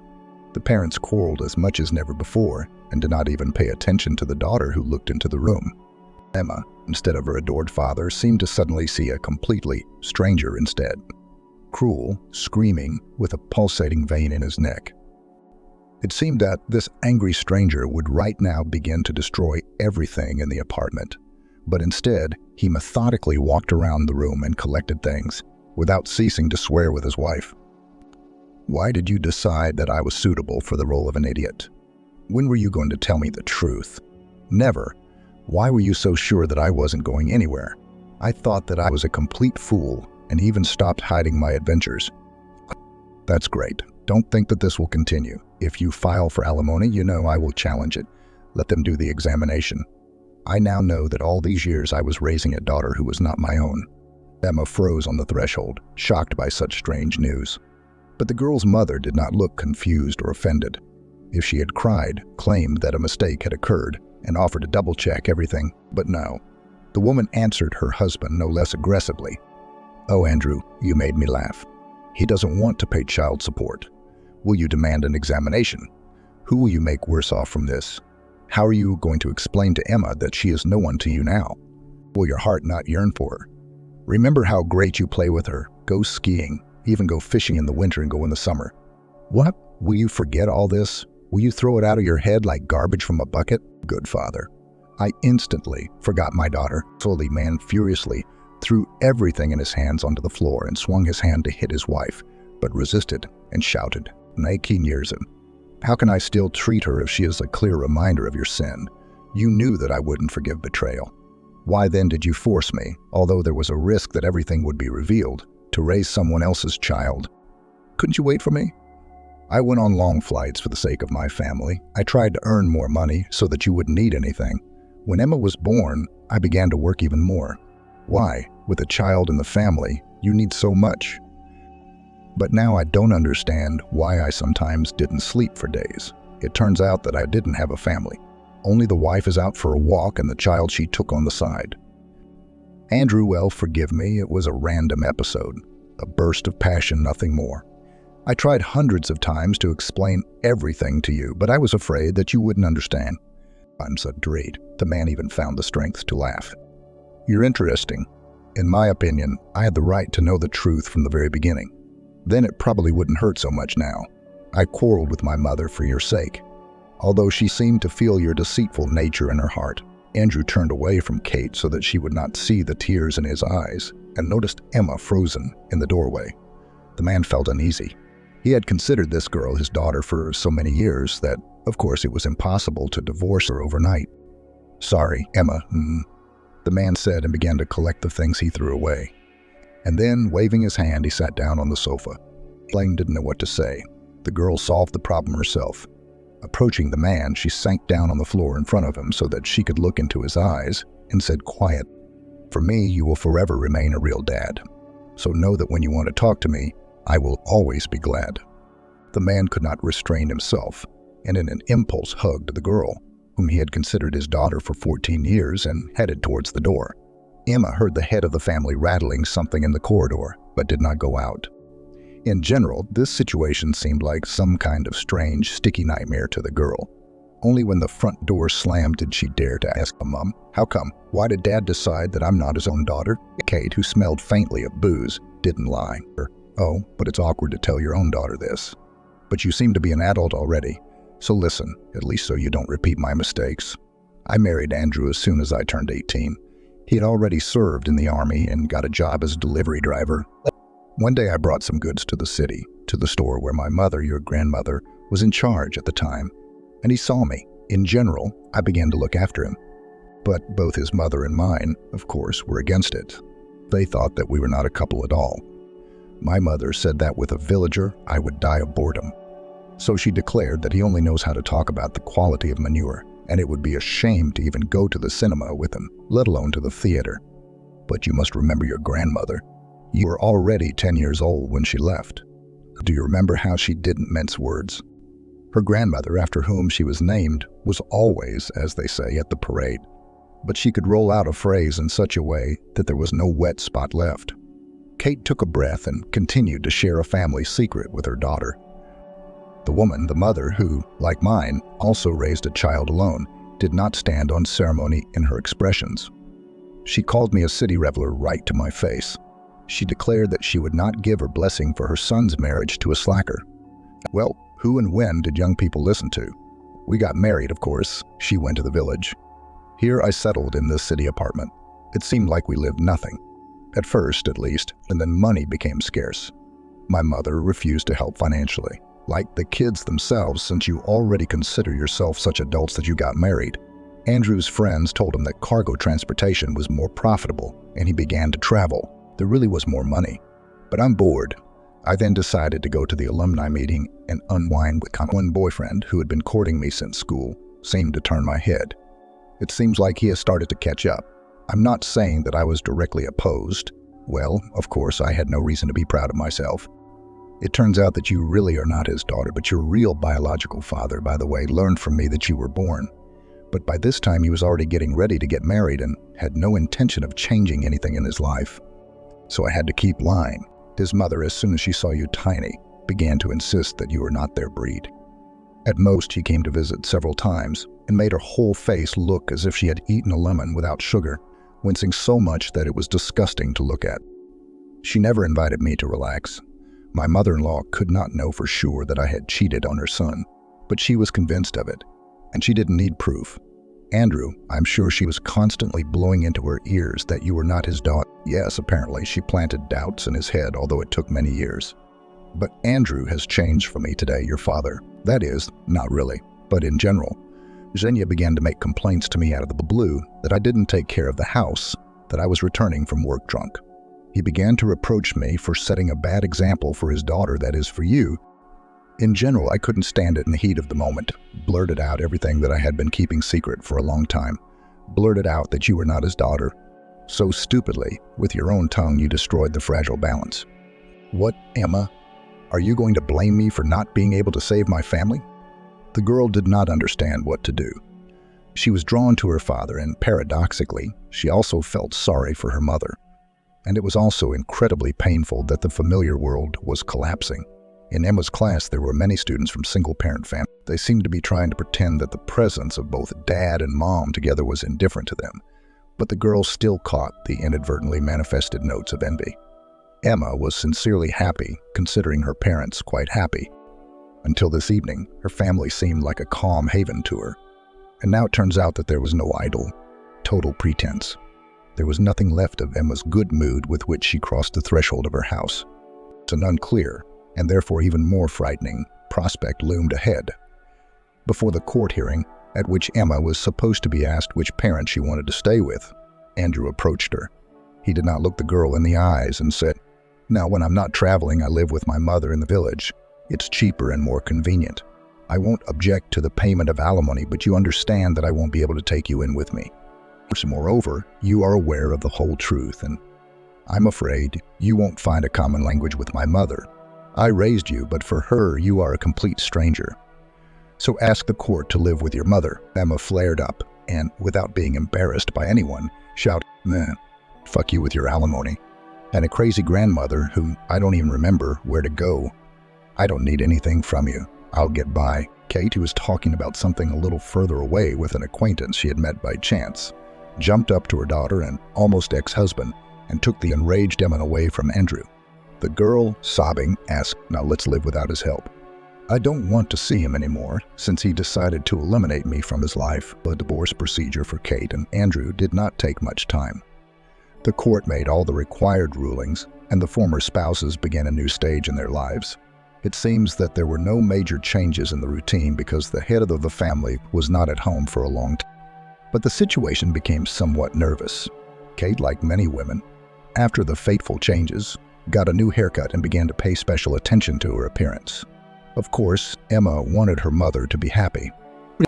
In any case, Emma did not reproach her mother, and she reacted quite tolerantly to the news, which came less than a year after the final point in the family's unhappy history. "In general, daughter, they will come to visit us this evening. Freddie, this is my friend, and his son George. I have 2 requests for you. First, help me clean up. Secondly, I want you to make a good impression on our guests. So don't dress provocatively." With this hopelessly ruined Saturday, a continuous series of troubles began for Emma. Kate literally crumbled in front of the guests, offering to try either a salad or baked meat. The lordly manners of Freddie, who presented the owners of the apartment with 2 pitiful bouquets of 3 tulips each, looking as if they were at least 1,000,000 scarlet roses, infuriated Emma. His son George caused even greater antipathy.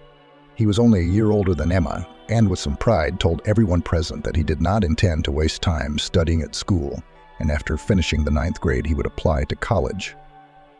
Freddie nodded contentedly, listening to his son, and Kate, who always told her daughter that she should definitely get a higher education, also approved of this decision, but at the same time asked worriedly, "Well done, George, but probably in college there is no deferment from the army." The guy grinned, "So I don't need her. I have chronic flat feet. I'm like my dad." In the middle of the evening, Freddie proposed, and Emma was offended that her mother did not even consult her, but immediately agreed. Probably it would have been easier for Emma to accept the next changes if her mother and Freddie had not decided to settle in the bride's spacious apartment and rent out the groom's home.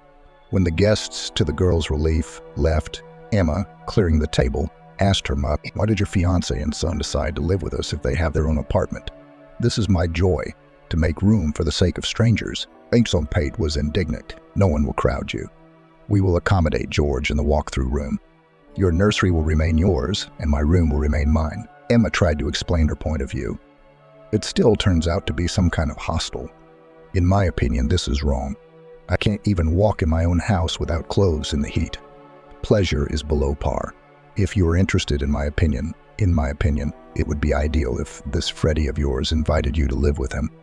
And I can handle the housework here without any problems. Kate was adamant, and then confessed, "We will need money soon.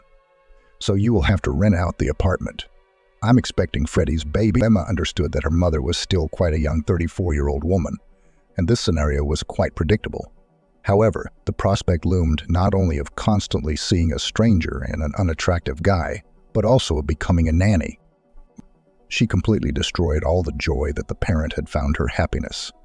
Freddie, unlike the one whom Emma had long considered her father, did not bother himself with work at all, and most often lay on the sofa. George, to the girl's great joy, did not flash before her eyes for very long. One day, he simply packed his things into a bag and asking his father for money. In general, I'm moving to live with a girl. Everything seems to be fine with her. Besides, her parents moved abroad and it takes me 3 minutes to walk from their house to college. Waddle. All. Don't be bored. Or send money. Kidding. I will come for financial support myself. Kate tried to be indignant, reminding her stepson that he had only recently turned 16 years old. But he grinned brazenly and said, "But you should be jumping for joy that I'm moving out, and not pretending to be a caring mother hen.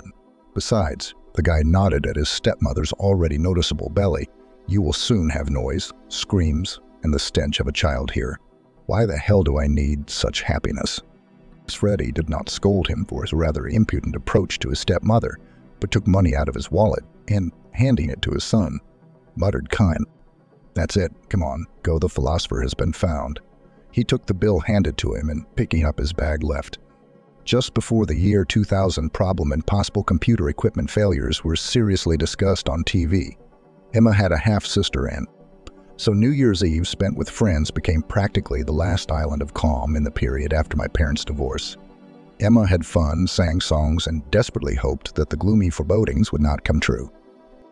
However, everything turned out even worse than one might have expected. More than 3 years from the moment the mother brought the bundle with her youngest daughter from the maternity hospital, her eldest got the worst of it. It was Emma who most often changed her sister's diapers, threw them in the laundry, hung up the laundry, and so on in an endless circle.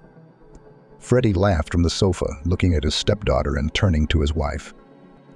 Kate, you're great. You made a fuss about giving birth when you were young. First she got a nanny and then a cradle. Even preparing for exams was not considered a valid reason for not doing some homework. Only once, when Emma's temperature rose above 39 degrees, was she mercifully allowed to undergo treatment. Ira now sided with Freddie in all disputes. With her tacit consent, the stepson could take something he liked from Emma's house or ask Emma for a sum of money even without a promise to give it back. And there was no question of Emma buying anything for herself without her own money. The mother-in-law generally treated the girl like an empty place or a servant, and when visiting, she never brought the girl a single apple. Although despite the fact that he lived separately, she carried early fruits and sweets in bags to her adult grandson and her own granddaughter. Freddie then picked up the gifts intended for George and took them to his girlfriend's apartment. Simple-minded Anne, who from infancy saw Emma next to her much more often than her mother, treated her sister with the gifts she had received. But the girl didn't have the conscience to eat the child. In such conditions, Emma considered entering a pedagogical school on a budget to be a real miracle and made every effort not to be expelled from there. However, this became increasingly difficult. Another morning in the family began with a scandal. Mom shouted that it was time to get up and take her daughter to kindergarten. The girl resisted sluggishly. "Mom, but I can't do it today. I don't have the strength." Asked Freddie to take his own daughter, by the way, at least once. "Yesterday, after everyone else, I washed the dishes again. Only at 4 I printed the abstract. I have my second day today, so I can easily sleep longer and not trudge through the disgusting weather to this equally disgusting kindergarten." Emma also wanted to add that she actually didn't ask Anne's mother to give birth, but she bit her tongue just in time. It was not the girl's fault at all that the main concerns about her were dumped on her older sister. However, even without this phrase, a quarrel broke out. Kate screamed in unison with Freddie that she, Emma, was completely ungrateful and didn't remember any kindness at all. "By the way, it's me, you slacker, who feeds and sings." However, there was nothing unusual in these reproaches. Probably, if Emma had not been so tired, she would have remained silent, as happened most often. But everything just came together.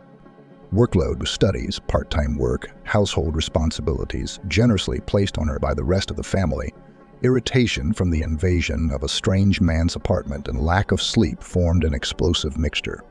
The girl fell asleep from fatigue, as she was in her home sports suit, jumped up sharply and, standing in front of her stepfather, began to reprimand him for everything that had accumulated. Something I don't see is that your highness is overworking. Your mother is carrying everything on herself, and it's getting to me too. I really love Anne, but Freddie, it's time for you to do something for your daughter. Oh, drone, that's who you are. The girl instinctively dodged, noticing how her stepfather's palm was flying in her direction, deciding to slap her in the face. Walking past her mother and running out of the room, Emma found George in the corridor. Friends that the guy was just taking off his shoes and muttered in greeting. Let me eat it. I haven't eaten since yesterday's lunch. She started a scandal with me out of the blue and didn't even let me go home. I've been staggering all night and my stomach is just cramping from hunger.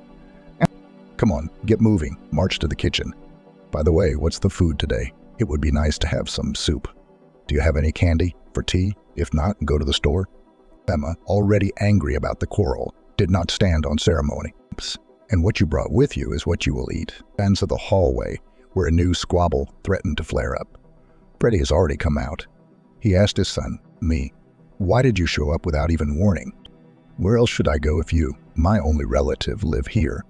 In the gateway, perhaps to live. In short, you'll have to make room. Now I will live here too. Emma's mood was completely ruined. One could not even dream of going now and at least getting some more sleep or just relaxing. George will definitely start eating plates now, turn on the TV at full volume, laugh, and make belching sounds. The girl muttered. I'll take Anne to kindergarten, immediately grabbing a backpack with rags. Emma led her little sister to the kindergarten, answering the girl's numerous questions along the way. However, the girl thought in her mind, how will everything fit in the apartment now?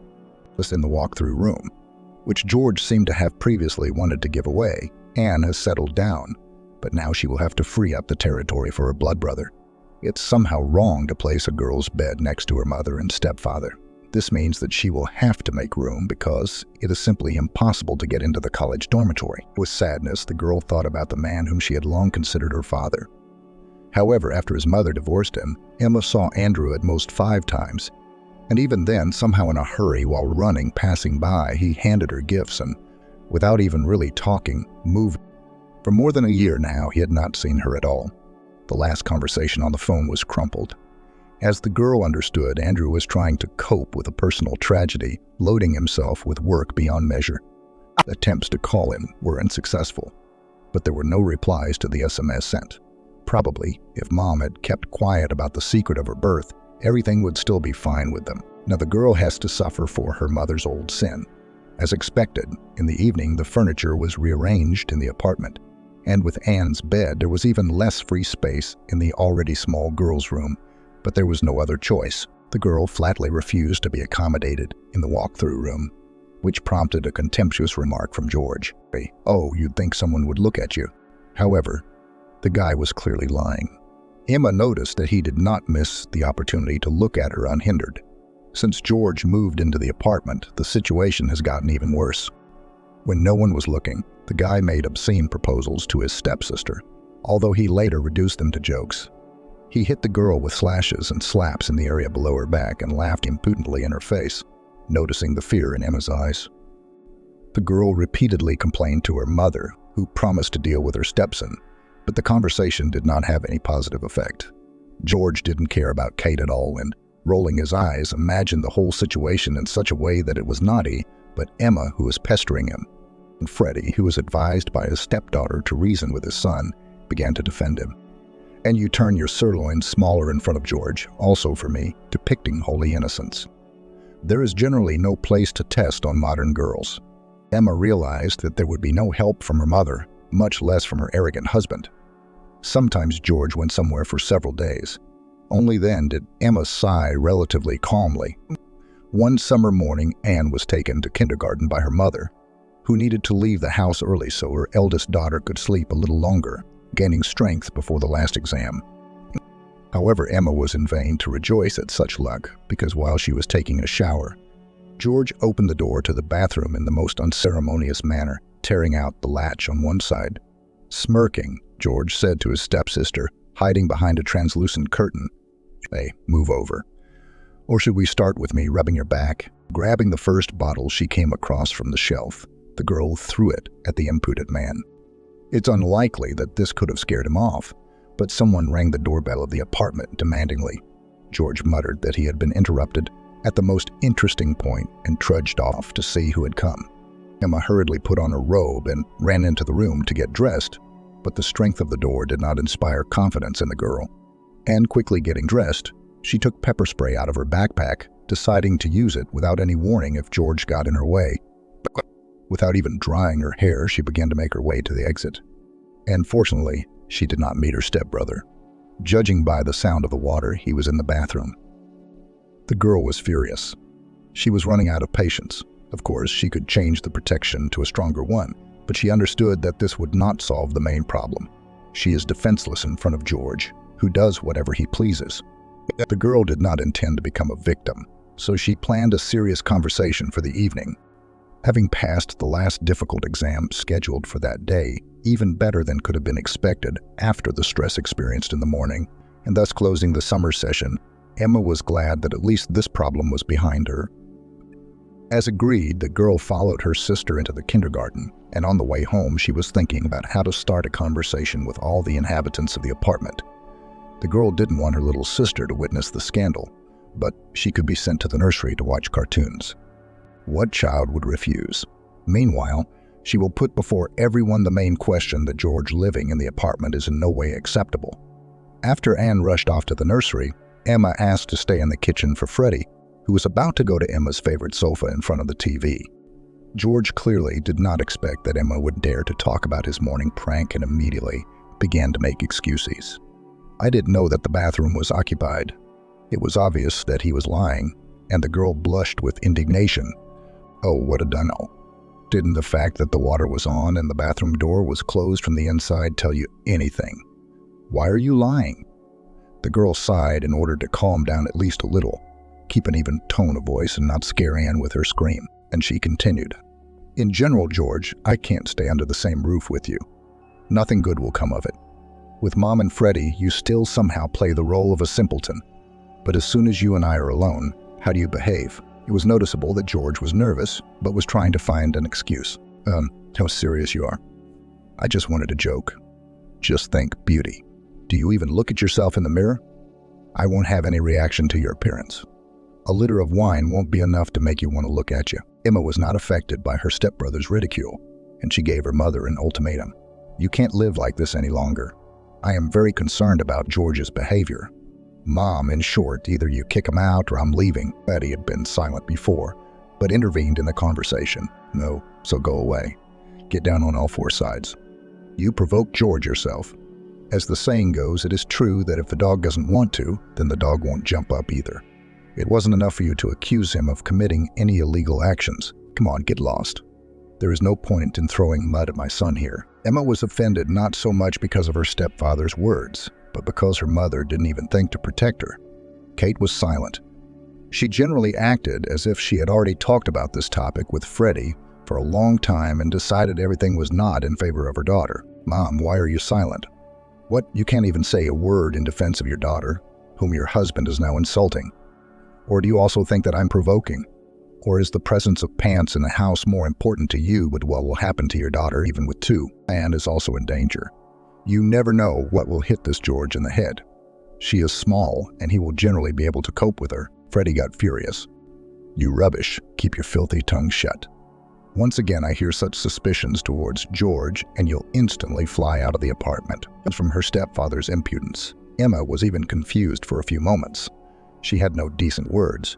And then she, trying not to scream, asked, Is it okay that this is my mother's apartment and I am registered here? How am I going to fly out of here? Maybe you and your youngest will liberate the territory. It's high time for George to join the army. But you made a fuss, somehow got him off. And now this slacker is groping me out of excess strength.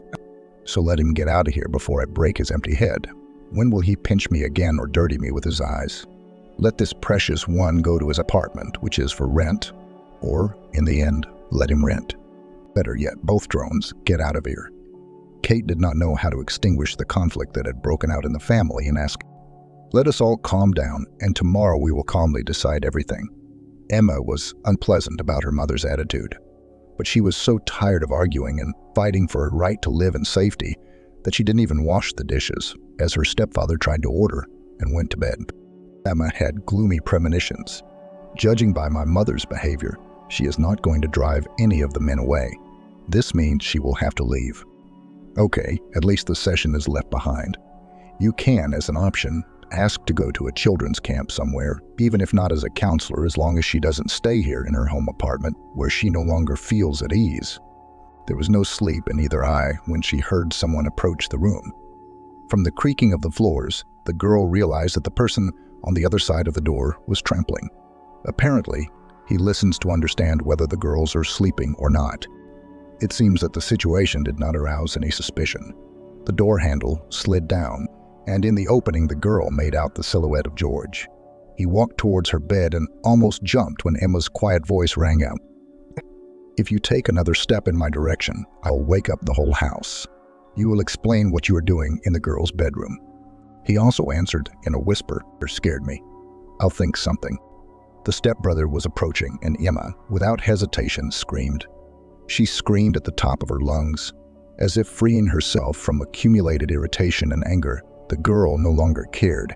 She was not stopped by the fact that the awakened Anne and the neighbor downstairs, a not quite adequate bilious man, knocked on the radiator. Emma did not stop screaming even when her mother and stepfather appeared in the room. The girl fell silent only when Kate splashed a glass of water on her younger daughter's nightstand in her face. This did not calm the girl down, but made her cough from the liquid that got into her mouth. Anne came in crying. Kate reprimanded Emma about her selfishness and bad upbringing, but the girl didn't care. Under this terrible cacophony, Emma hastily collected her things. "I won't stay here for a second longer. I seriously doubt that George showed up here in the middle of the night to ask for forgiveness. In general, Mom, I wouldn't expect you to pay for your share in this apartment or completely remove this bastard from my field of vision." Freddie looked with clearly discernible anger first at George, then at his furious stepdaughter, and did not react at all to his daughter. Kate, clutching her head, went to get some medicine, reporting to nowhere. "Lord, what kind of disgusting thing is it to organize a material showdown in the middle of the night? I need to take a sedative." Emma sat down next to Anne, stroked her head, said goodbye, and passing by the kitchen, where her mother was sitting at the table, reminded her, "I'm waiting for a call as soon as possible. I'll come for the rest of the things later. I hope everything will be safe." The girl was shaking with anger, but she stubbornly walked to the station to go to the only person who could help her. In the waiting room, Emma opened a notebook for secrets, which it seems was given to her by her neighbor in either the 3rd or 4th grade, and I found the entry among the pages of the desired one. Andrew wrote this line a long time ago, when the girl still had what she thought was a strong, happy family, and said that this was his mother's name and her address. The man promised that one day they would all go to visit her to try to overcome past differences. The girl got her bearings and bought a ticket to the station closest to the one she needed. Judging by the information, we would have to walk about 4 kilometers, but this was not what confused Emma. She thought hard about what to say to Jane and how to introduce herself to her. Your son's ex-daughter, your ex-daughter-in-law's daughter, Andrew's friend, the one he considered his daughter for a long time. The girl looked through the options, but could not find the perfect one. But getting to the destination turned out to be as easy as shelling pears. And soon Emma was already standing at the fence with a sign attached to it with the desired address. The girl did not dare introduce herself to the woman in a tracksuit who was clearing the front garden of weeds. And apparently, it was Jane. And just ask, "Hello, can I see Andrew?"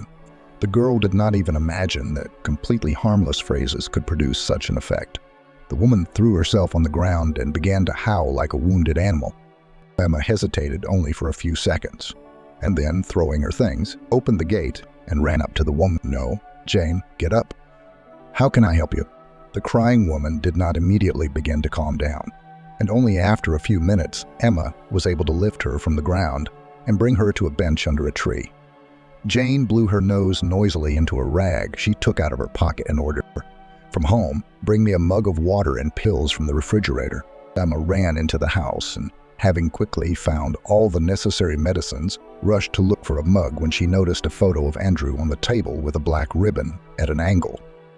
The girl felt sad to the point of tears. She sniffled. Andrew was the only person whom the girl considered a father. And although due to Kate's fault, the relationship between the imaginary relatives was destroyed, Emma still missed him. She now understood what caused such a violent reaction from Jane and was completely at a loss how to explain who she was and why she had come, so as not to torment the heart of the poor woman who had lost her son even more.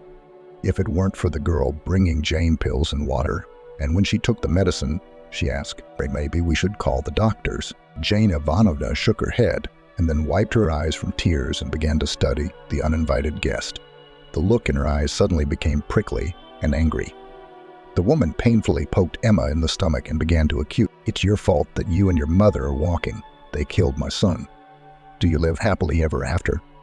Oh, you're a reptile. You weren't even embarrassed to come here to see me. Yes, if it weren't for your demon mother, you wouldn't have fooled my son. Now I know for sure he would be living with some worthy woman." I immediately told him, as soon as I saw you a newborn, that Kate is rubbish and is someone else's child and is trying to tie him to herself. Didn't listen. And this is the result. He crashed his car, and it was as if he had never existed in the world. He didn't even leave me a granddaughter or grandson. They buried the damp earth, and that's all. There was Andrew. He is not there. Only the grave remains. Get out of my yard no matter what you came for. My eyes wouldn't see you. The woman, breathing heavily, rose from the bench and began to advance on the guest, showering her with choice abuse. Emma muttered an apology that Jane didn't seem to even hear and ran out of the yard, picking up her things thrown by the fence. The girl decided to visit Andrew's last shelter. Still, she could not perceive him as a stranger. She saw where the cemetery was when she walked to the house, and it was not difficult to find the grave of the son of such a hostess who was so angry with her, a simple cross with a photograph and a plaque with 2 dates. That's all that's left of Andrew. Emma, as if all restrictions had been removed from her, began to tell everything that tormented her in front of the grave. Tears flowed down her cheeks, and she kept complaining. "Daddy, I don't know what to do at all. I need to look for housing because my heart feels that my mother is not going to exchange the apartment. I don't want to huddle there with these people. And it's just a pity. But not only can I help her, I can't help myself either." Of course, Emma did not expect that inspiration would descend on her in the graveyard and she would understand how to act further. But after talking out loud about my misadventures and sobbing, wistful emptiness set in. Having said goodbye, Emma came in from the side and, holding out her hand, stroked the photo of Andrew. "Goodbye, and don't be offended if I can't come for a long time." Emma wandered back. There were logs piled up near a fence near some house, and the girl decided to find out if there was any live-in work in the town next to the village. She took out her phone and became despondent. The smart device, the first assistant of a modern person, was completely discharged. Even without this trouble, my nerves were on edge. And although Emma thought she had no more tears left, she burst into tears again. The girl did not notice anything around, not even the buzzing of mosquitoes trying to sting unprotected parts of the body. Emma almost jumped when a mocking male voice was heard above her head. "Pearl, have you decided to build a pond here? But this is no good. We specially stacked the logs here for wiretapping, but here you are silent about them. Get up and come with me." Emma raised her head, wiped away her tears, and looked at a handsome man of about 25 years old standing in front of her. The stranger extended his hand to her. "Well, what kind of tragedy happened?" Emma did not share the details with the man and blamed her tears on her dead phone. "If you have a charger, then this is not a problem. My house is behind you. There will be a free socket. Let's go too." The man extended his hand to the girl, but Emma did not dare trust the stranger. "Ted, he ate you." A woman walking down the street shouted, "Who is sitting under our fence?" "Ted is me, and this is my mother coming." Judging by the bags, the evening bus arrived and the driver and sister gave us gifts. "I'll run now. I'll meet my mother, but don't go anywhere. We'll solve the problem with your phone." Emma had nowhere to go. Without the information support of her smartphone, she felt too insecure and suddenly afraid that she might have forgotten the charger during her hasty preparations. The girl opened her bag and began to look for it. To my great joy, I had it with me. Emma exhaled. Now all that remains is to find a place with an outlet.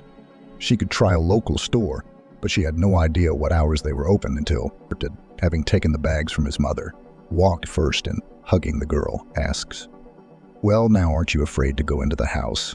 We won't be alone." Emma replied, "I'm not afraid, but it's probably not very convenient." "No. Come on. What's your name, by the way?" Otherwise, my mother won't understand that I'm taking an unfamiliar girl into the house so easily. Emma, well, it's very nice. Take your things and follow me. You will meet your mother at the house. Otherwise, I see that you have already been bitten by mosquitoes. He put his bags on the floor in the kitchen and started charging his phone. But it seems to be blinking. Now you have to wait a little, and then you can turn it on and use it. Thank you. Emma began to thank, but didn't have time to finish. The mistress of the house appeared in the kitchen, breathing noisily. Looking carefully at the guest, she rested her hands on her wide sides and asked her son, Ted, is this girl not one of ours? Explain who this is. Did you meet at our house or what? Mom, this is Emma. Emma, this is my mother, Mary. The woman frowned. I needed to see Andrew. Emma paused to control her emotions and continued. Unfortunately, I was late. Mary turned to Ted. No, this is not my own daughter.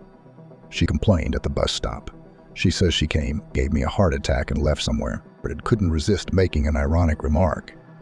If my aunt had a heart attack, well, would she not go to the first aid station, but go to the bus stop? Are there any alternative methods of treatment practiced there? Mary, as if not noticing the guest, answered her son. Oh, Ted, you just need to be sarcastic. She wanted to pull this girl by her hair. She said that she regretted that she didn't give her mother a kick in the ass. When Andrew brought her to the house to meet her, the mother immediately guessed that her son would be unhappy with this woman. That's how it happened. But do you remember what kind of city he returned from a few years ago? They put it in a coffin, honestly. The women said that he brought almost nothing with him. He left everything to his wife and not his own daughter, this Emma. Betchins. They say that Kate cheated on him even in marriage. Bless you. Van wince. Mom, you know that I try not to listen to gossip. Mary waved her hand and turned to the girl to satisfy her Emma experience. Where have you been? She sat here under our fence the whole time. Why didn't you go straight to the station? Emma replied. I went to the churchyard. You may not believe it, but I really feel sorry for Dad. I never knew another father. It was he who wiped my tears. When I got bad grades at school, he gave me my first bouquet of flowers and carried me on his shoulders. I even braided my hair when my mother had no time. It's not easy to immediately lose such family relationships. I sat on the grave and didn't even notice how much time I spent there. Her heart trembled, but she asked, Why did you stop at our house where I could sit down? I stopped there. I'm sorry I bothered you. Now the phone will charge a little, and I will leave. Ted smiled. And where are you going to go at night? A young and beautiful girl is hardly worth taking risks. Mom, let's make Emma sleep on the sofa in the summer kitchen. It's warm now and she won't freeze. I can take her tomorrow morning. Mary was indignant. That is, you don't have time to go to your aunt and pick up the transmitter, and how to go for a ride with a girl. So for the sweet soul. Although, by the way, it's not dark yet. You can pick berries, peas, and strawberries today and radishes and onions tomorrow morning. It will be fresher. You will take everything to your aunt. Let him sell it. Now the first greens, the berries are expensive. The woman turned her gaze to Emma and demand. In general, while your phone is charging, let's go. Will you help me? I need to rest before I go on the road tomorrow morning. Although picking small berries was not the most common thing for Emma, she coped with the task quite quickly. Slowly but surely, the cups were filled with ripe berries. As Mary ordered, Emma did not fill them to the top and put them in a box with cells. When the two bushes were freed from their burden, Mary called to the girl, Come. When Emma approached, the woman outlined a new area of work for her. Here, look, the pea blades are neat and not all in a row. Oh, and I also need to give you a bed. Emma nodded. She herself wanted to at least somehow thank the people who decided to shelter her. The girl did not feel the strength to go somewhere right now. It was necessary to have at least a short respite after the earlier harvest had been harvested. Mary invited both her son and her guests to the table. Only at that moment, when the girl smelled potatoes stewed with meat, did she realize that all day she had been refreshed only by pastries and soda at the station. Trying not to look hungry, Emma started eating.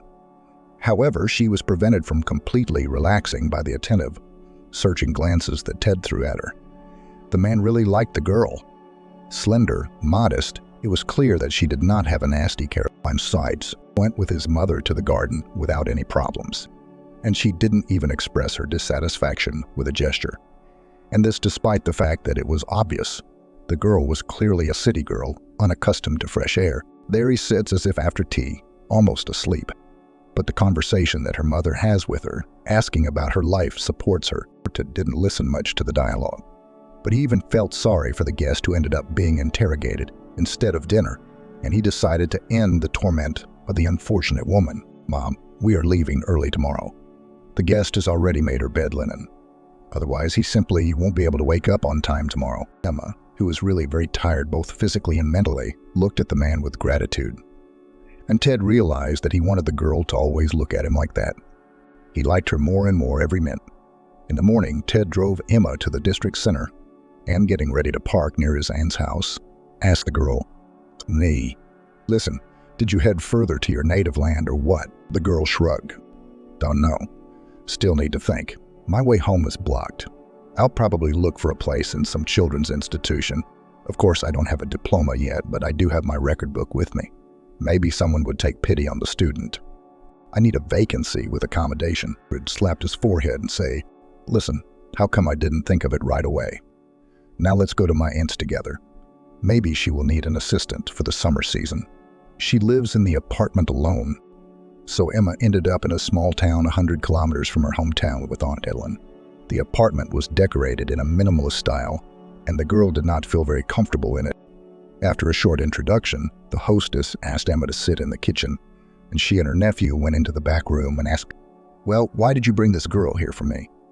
By the way, I have a decent apartment. Your mother already called me and warned me that you might not come alone. And with this one, which our Andrew raised for so many years as his own." The nephew was spared the need to tell the woman the situation. "That's it. You won't be alone." And grimaced, "No, Ted. I don't understand who I can't trust. After all, trade is such a thing. Moreover, this girl's mother and I have our own scores to settle. You were very little when Andrew brought this FIFA to the village to show, although before that he wanted to marry me, by the way. How can I live in the same apartment with the daughter of this impudent woman? This Emma has a rotten family. So, nephew, I'm sorry, I tried to convince his aunt, but it seems children are not responsible for the sins of their fathers. More precisely, in this case, mothers are not responsible. Emma looks quite adequate. So I think you won't regret it. Don't even try to persuade me. Do you want to help this girl? Give him money to go home and let him settle down somewhere in his big city. There are also higher salaries." And the hostess and her nephew entered the kitchen, and Helen said bluntly, "I'm sorry, but I have my own personal life, and your presence would be out of place. And I don't need helpers. As they say, I can handle everything myself."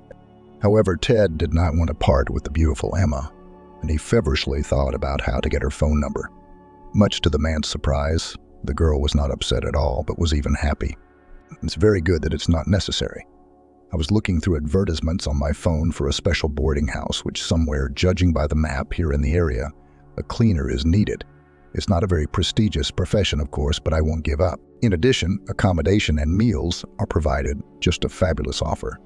The only negative is that, as the smartphone suggested, there is no public transport to this boarding house, so I had to order a taxi.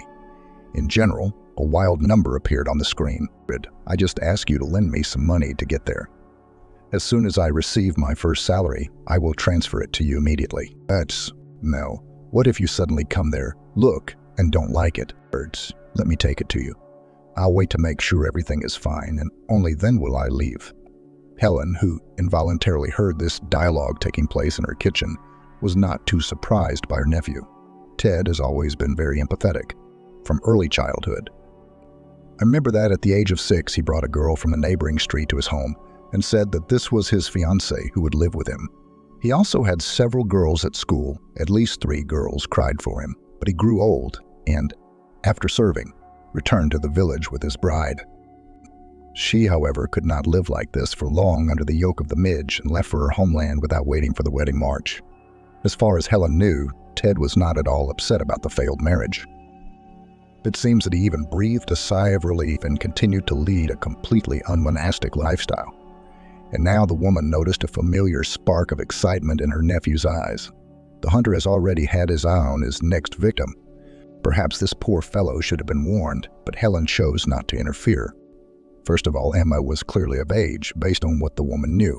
Secondly, she has her own scores to settle with this person's mother. Thirdly, Helen knew her nephew. If he wants to get a girl, then he will get her. So let them do whatever they want, just don't touch her. Ted gallantly opened the car door for Emma, and Helen, watching the couple from the window, realized that the naive-looking young lady would have practically no chance to resist. The woman's instincts and experience did not disappoint. Ted had really managed to win Emma over, although, of course, he had to try. Basically, the thoughts of the girl, who was hired for seasonal work in a boarding house, were occupied with the problem of housing. Emma called her mother to find out how she was going to solve the pressing housing issue, but Kate asked to give her more time. Almost every time she answered the same place. No, daughter, it's not that simple. We only have a 2-room apartment in a residential area of the city and not a mansion on the main street. If you arrange an exchange for 2 apartments, then nothing good will come of it. Mom, why did you decide to change our apartment? Think about the fact that this is your marriage home. If you decide to exchange it and then buy another apartment, then your hubby will be able to claim part of it if something happens. It seems to me that the easiest way is to move George into the apartment that his father rents out. From the silence that hung on the phone for a few seconds, Emma guessed that there was some problem that she didn't know about and asked directly, "Mother, just answer me honestly, what's wrong with your Freddie's apartment? Does he even have one? Or has he been lying to you all these years?" Parker sighed and admitted. Freddie had an apartment, but he had to urgently sell it in order to save George from prison. It turned out that Helga threw him out of her home and life for a reason. Freddie didn't tell me everything in detail, but the story could not have ended well for George. It's good that the injured party agreed not to contact the police, and the matter was settled peacefully. In general, this is the situation, daughter. Emma constantly tried to convey to her mother the idea that a person who had to buy freedom at the price of an apartment could be dangerous. Mom, do you understand that you are putting yourself and Anne in danger? Obviously, George didn't pick flowers from a flower bed or took change from other people's pockets. It turns out he committed a rather serious crime. And Daddy, work hard. Instead of allowing his son to go where he belonged, he sold the apartment and paid off fair retribution. Well, okay, Freddie is not afraid of his offspring. But why do you allow George to be with you, Anne, under the same roof? Let him work, rent an apartment for himself, preferably further away. Emma was not so much tired from the work, which, to be honest, was a lot, but from the constant persuasion. She couldn't convince her mother to change her mind and push her to block George's access to the apartment. The only outlet for the girl was communication with Dima. The man came to see her every weekend, and sometimes on weekdays. During meetings, he showered me with compliments and brought various sweets and natural village products. The fewer days remained until the end of the last shift, the more worried Emma became. Without even knowing what to say, the decisive factor was one of the conversations with Dima, who, hugging her tightly, whispered in her ear, "Oh, Emma, my Emma, she just bewitched me.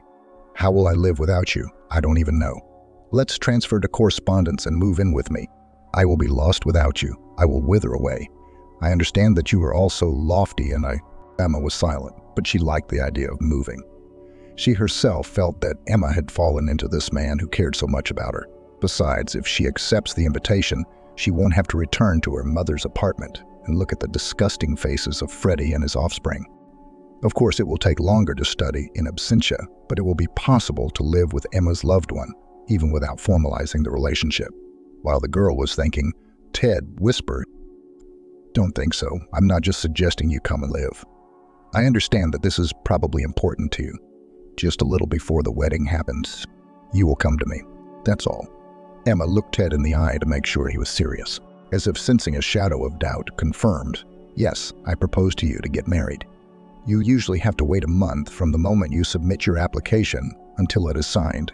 But this means practically nothing. You will live as a wife." From the very first day Emma crossed the threshold of the house, she was spinning in a whirlpool of happy worries. The mother did not feel joy that her son brought Emma home as a bride, hearing laughter from Ted's room. Lehman frowned with disgust and quietly whispered, "They are having fun. If only they were ashamed of it." They decided to have the wedding on seemingly neutral territory, near which Emma spent the summer. The bride, who already knew that she had become pregnant by Emma Ted, did not want a large celebration and was glad that her future mother-in-law supported her. Oh, but now it's no longer fashionable to gather the whole village. Yes, and that's correct. The money that would be wasted on food and drink would be better spent on something useful. The car needs to be replaced, the roof needs to be patched, and you should buy a bed that's not so squeaky. Mary couldn't resist mocking. As a result, Emma invited only her mother and Anne to sit in a modest cafe. Under no circumstances did she want to see Freddie and George at the table on a holiday. From the groom's side, only his mother came. Aunt Helen flatly refused to participate in the celebration. Both Ted, privy to the long history with Andrew, and the bride's mother understood why. Anne sat on her lap for almost the entire lunch. When, after modest gatherings, the bride's relatives and the newlyweds and their mother had to go in different directions, the girl even cried. Emma also began to cry. In general, she had difficulty controlling her emotions and nerves. After a month of living there, the restless Mary's nerves were stretched to the limit. The woman literally did not allow me to lie down and rest. All she had for Emma was to work in the garden and greenhouse, roll up jars with the harvest, cook and clean the house. Everything had to be done by the bride. He, of course, helped as much as possible. But Mary, noticing, for example, her son peeling onions for preparation, almost cursed him out of the kitchen. What did you come up with? Do women's work, go out and do men's? If life was not sweet for the unfortunate young woman in her mother's apartment, then here in general, she sometimes wanted to howl like a wolf. Mary stole almost everything. When Emma spoke about her pregnancy and that it was difficult for her to tolerate certain smells due to toxicosis, her mother-in-law went completely wild. Left alone with her daughter-in-law, Mary began to raise the young woman. Don't pretend in front of me. Why wasn't I pregnant? You know, they used to give birth in the field and nothing happened. They were all strong. Emma didn't have the strength to argue or prove anything. She almost constantly wanted to sleep. From a cheerful and active beauty, she turned into an amorphous creature with bags under her eyes. Emma understood that the pregnancy was not proceeding at all the way her mother went with Anne, and she was scared. She once complained to Ted, "Irene from your paramedic midwife center told me that swelling is a variant of the norm. When I began to say that on the internet, it was advised to conduct an additional examination for such symptoms. She openly cursed me. I'm afraid Irene is being too careless about what I tell her. My symptoms are not the best. Take me to the antenatal clinic, at least in the nearest city."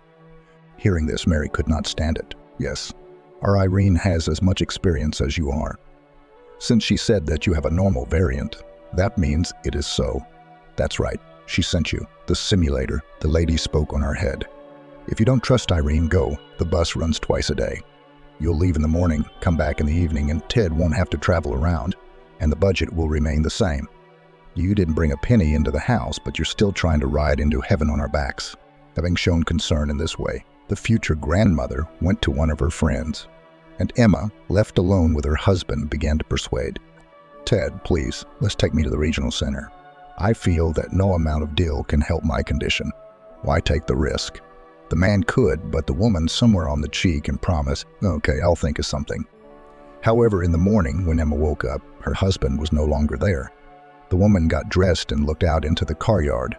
The husband was also not there, and Mary Vasilievna was busy in the front garden. "Me. Good morning," greeted Emma's mother-in-law. "Do you happen to know when Ted will be back?" Else, without looking up from what she was doing, Mary answers, "By the evening, Helen will probably have some kind of incident at work." And he rushed there to help. It became so offensive that tears flowed from my eyes. Why didn't her husband wake her up? Although he knew that she needed to go to the regional center, she would get ready in an instant. More precisely, she had everything already prepared for attending the consultation. Having filled a bottle of water, Emma took her bag and, trying to calm down, headed to the gate. "Are you going far?" "I need to collect carrots. Otherwise, according to the forecast, there will be a ton of rain next week." The mother-in-law's voice came from behind the woman. "When you sit down at the table, you are in the first row, and how to help, you run from the yard." Emma turned around and, not holding back her tears, answered, "I need to go to the hospital, where Ted, by the way, could very well have dropped me off." "Or did you specifically dissuade him from leaving alone?" "And I was fiddling with carrots. Very thoughtful of you." Mary was angry. "Oh, that's how you spoke. Here you have warmed up the snake, you impudent freeloader." Emma did not listen to what other insults her mother-in-law would come up with and headed to the bus stop so as not to miss the bus. The woman managed to get a paid appointment with a doctor only around lunchtime. As Emma assumed, additional tests were ordered, which they also could not take from her for free. However, the fairly young doctor conducting the appointment advised me, "Of course, I have no right to force you to urgently run and get tested at a paid center. However, when I was in your place, that's exactly what I did. Now I have a 5-year-old son thanks to the timely diagnosis of the problem and correctly prescribed treatment. It's scary to think what would have happened if everything had been different. Emma thanked the doctor and, leaving the consultation building, called her husband. Ted, I'm in the center now. Please, I'm coming. I may not have enough money because I still need to take paid tests. The doctor wasn't particularly frightening, but it seems there's no point in delaying it since I'm already here. That man did not consider it necessary to apologize for leaving in the morning without his wife, and was even indignant. Do you know where I can get this money? Am I printing them, do you think? Emma, hearing women's laughter and squeals in the background, as if someone was tickling someone, was so surprised that she even ignored her husband's rudeness. Ted, your mom said that you went to help your aunt, and you were having fun somewhere. How do we understand this in general? However, instead of an answer, beeps were heard from the phone. Upon further attempts to call Ted, the woman heard that the subscriber was unavailable. In the paid laboratory, a charming girl filling out documents asked if Emma had eaten, made a discount, and after drawing blood, she even poured hot tea and offered cookies. Emma, embarrassed, asked how much tea and cookies would cost, and the girl laughed merrily. What are you talking about? Everything is free. There are vases of more candy. True, they are tiny but very tasty. Take it, don't be shy. Emma modestly took a few things, and having learned that the next day the results would already be sent to the specified email, thanked Emma's girl, who showed much more concern for her than her mother-in-law and husband. As soon as the woman came out into the air, Ted calls. No, tell me where to go. I am free. Emma gave the address, and soon she was driving with her husband towards his village. The tired woman did not want to cause a scandal, and as a gesture of goodwill, she offered him some candy. Try me now in the laboratory, the girl from the reception treated me. The man, who was expecting a showdown, realized that the threat of a quarrel had passed and ate the sweet with pleasure. But Mary, as soon as Ted and Emma crossed the threshold of the house, began to throw thunder and lightning. Son, this is just a disgrace. Okay, you left to help Helen. It's a holy thing to never abandon a relative in trouble, but after you, this one also drove off to an unknown destination. Emma indignantly tried to defend herself. Actually, I told you and Ted that I was going to the regional hospital. By the way, I care about your grandson's health. The doctor said that tests need to be done and that swelling like mine is not normal. And elderly woman chuckles. These doctors just want to extract more money from simpletons. And in general, it is still unknown whose child you are carrying. I probably slept with half the boarding house staff. And you want to send it to Ted. Do you think your mother pulled off such a trick? And everything will go smoothly for you. Ted, get her out of my sight and immediately. Since you found her under the fence, let her go there. That's the place for your woman to walk. You will still find a good woman. And the sooner you remove this from your life, the better. Look, Andrew got confused with her mother. So what's the result? He lies quietly in the graveyard while Jane sheds tears. She is too soft and was unable to immediately return her son to her side. So I was left alone without support in my old age. I don't wish such a fate for you or myself. Emma's eyes darkened at such words from her mother-in-law, trying not to faint to the delight of her mother-in-law's gloating. The woman, slowly, leaning on the wall, began to move towards the bedroom. There were no tears, just pure fear caused by an unusual sensation. Her stomach was twisting somehow strangely, but Emma, with her feminine instinct, understood that it was not from hunger. Carefully, trying not to make sudden movements, she began to fold her. A few minutes later, Ted came into the room and began to persuade. Emma, why are you freaking out? Just think, Mom got excited. She doesn't really think so. Mom herself is now sitting in the kitchen, worried, drinking drops from her heart. Emma raised her head and looked at her husband. That's it, Ted. I've had enough of this family life. You know, when I had to run away from my home, I firmly promised myself that I would never tolerate insults. But for some reason, until today, I have repeatedly broken my vow. But that's not even the worst thing. I am terribly offended that you can never say a word in my defense. I should not have believed that I could become happy. As soon as Emma said these words, another painful spasm ran through her. In a dull voice, the woman ordered to get dressed. I feel bad, take me to the hospital. Mary, who, as it turned out, was not sitting in the kitchen but was eavesdropping on the couple's conversation, butted at me. Why are you pushing my son around? He has just arrived and must take you somewhere again. I won't let you in. By God, I won't let you in." Emma, realizing that arguing with her mother-in-law could be fatal, was already dialing the emergency number to call an ambulance. The 45 minutes while the doctors were driving became the longest in the woman's life. Sometimes the pain would go away for a while, and then she would continue to pack her things. When my insides again curled into a tight spring, I moved to a computer chair, leaned back and tried, despite the desire to curl up sideways, to completely relax and breathe calmly and measuredly. Ted defied his mother and volunteered to accompany his wife to the hospital. Mary only managed to insist that her son ride not in his own car, but in an ambulance, waking up after anesthesia. Emma felt terrible thirst and dizziness. Vision gradually became clearer, but the woman, looking around her life, saw empty beds in the corners like gray shadows. Emma blinked hard and, opening her eyes, noted with satisfaction they had disappeared. Gradually, the sounds returned. The woman heard someone walking along the corridor. Somewhere nearby, an elevator was making noise.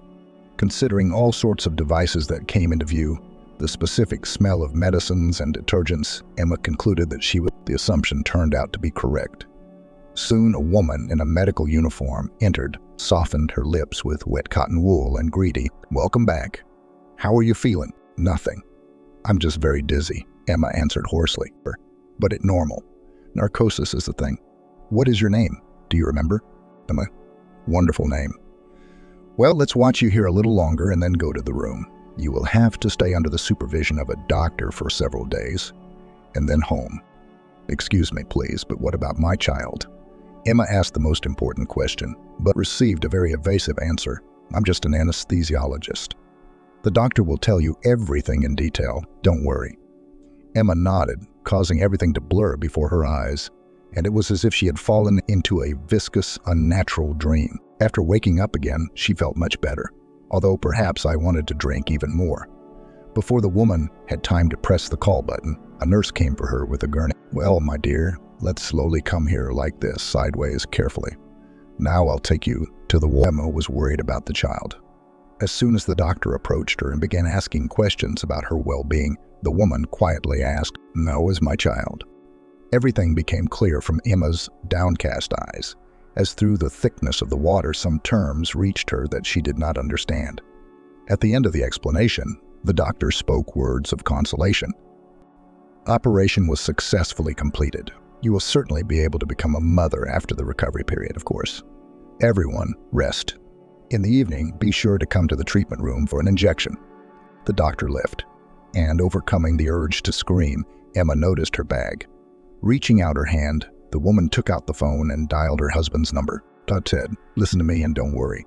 Collect all my things and bring them to me at the hospital when I am discharged. I will inform you about the date and time later. Let's stop by, file for divorce, and you can be completely free." The man tried to say something, but Emma did not listen to him. The woman now considered escaping from her home, transferring to correspondence education, and insulting her mother-in-law to be completely insignificant events compared to loss of a child. Now Emma has decided to return to the apartment where Freddie and his son have settled and kicked them out. Whether mom likes it or not, they didn't want it in a good way, so we'll be in a right way. We still need to find out what crime George committed in order to expose this bastard. But this is after my head stopped spinning so hellishly. Instead of a few days in the hospital, she had to stay for a week, but Emma had time to think about everything. She rejected calls from her mother-in-law without accepting them. And when Mary tried to talk to her daughter-in-law from her son's phone, she cut off her lamentations. "You know what?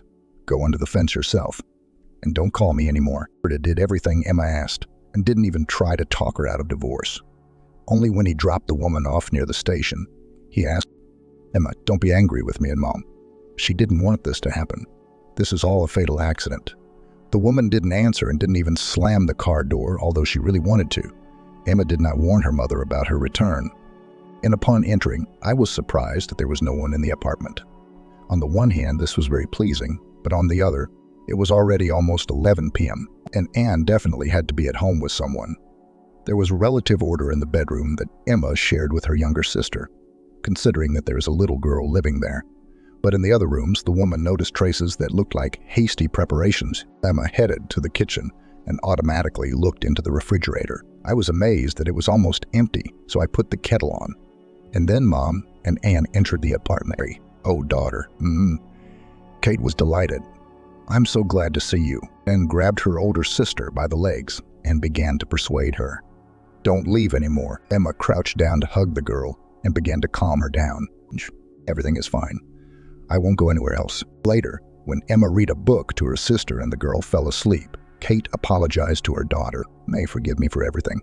I'm sorry, you turned out to be right." Freddie and George got into bad business. Now they are in prison.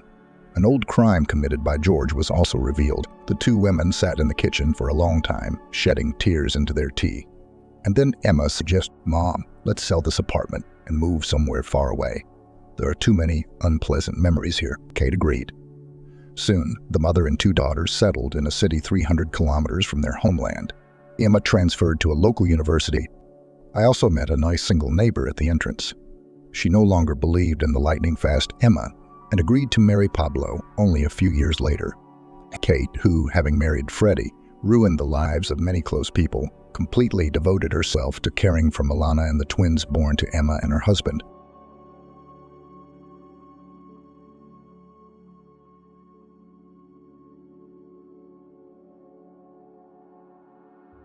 Two women were returning from the store with heavy bags. They lived in the neighborhood, and it was a long walk from the store. But that didn't upset the neighbors, who were known in town as Mrs. Jessica and Mrs. Carolyn. They had much to discuss. Mrs. Jessica began her story. "Well, she came back at 3 o'clock in the morning. Stephen brought her back and picked up his granddaughter from the hospital on the way." Mrs. Caroline gasped. "What kind of baby did she have? The third or the fourth?" "Carolyn, don't distract me. You're distracting me. Are you interested or not?" Mrs. Jessica asked. "Let me finish. Anyway, Stephen brought her in at 3 in the morning with her newborn granddaughter. And she has a belly, the granddaughter." "Come on. Did the granddaughter give birth on her own? Her belly, did she give birth?" "Yes, Carolyn." Mrs. Jessica exclaimed in delight. The news was out of the blue. The whole town knew the Zivanarev family. However, they did not have many residents, and everyone knew everyone. But the daughter was something of a local celebrity. "At last her grandmother will stop being so uppity," said Mrs. Caroline gloatingly. "She's been playing the blue-blooded girl for years. She's lived here for years, and when you look at her, you can tell she's from the city." Mrs. Jessica laughed. "You don't say. She's been walking around town all her life, sticking her nose up, like she's better than us. And she's got a granddaughter herself. Didn't she leave to go to college, to study veterinary medicine? So we learned." The neighbors laughed again.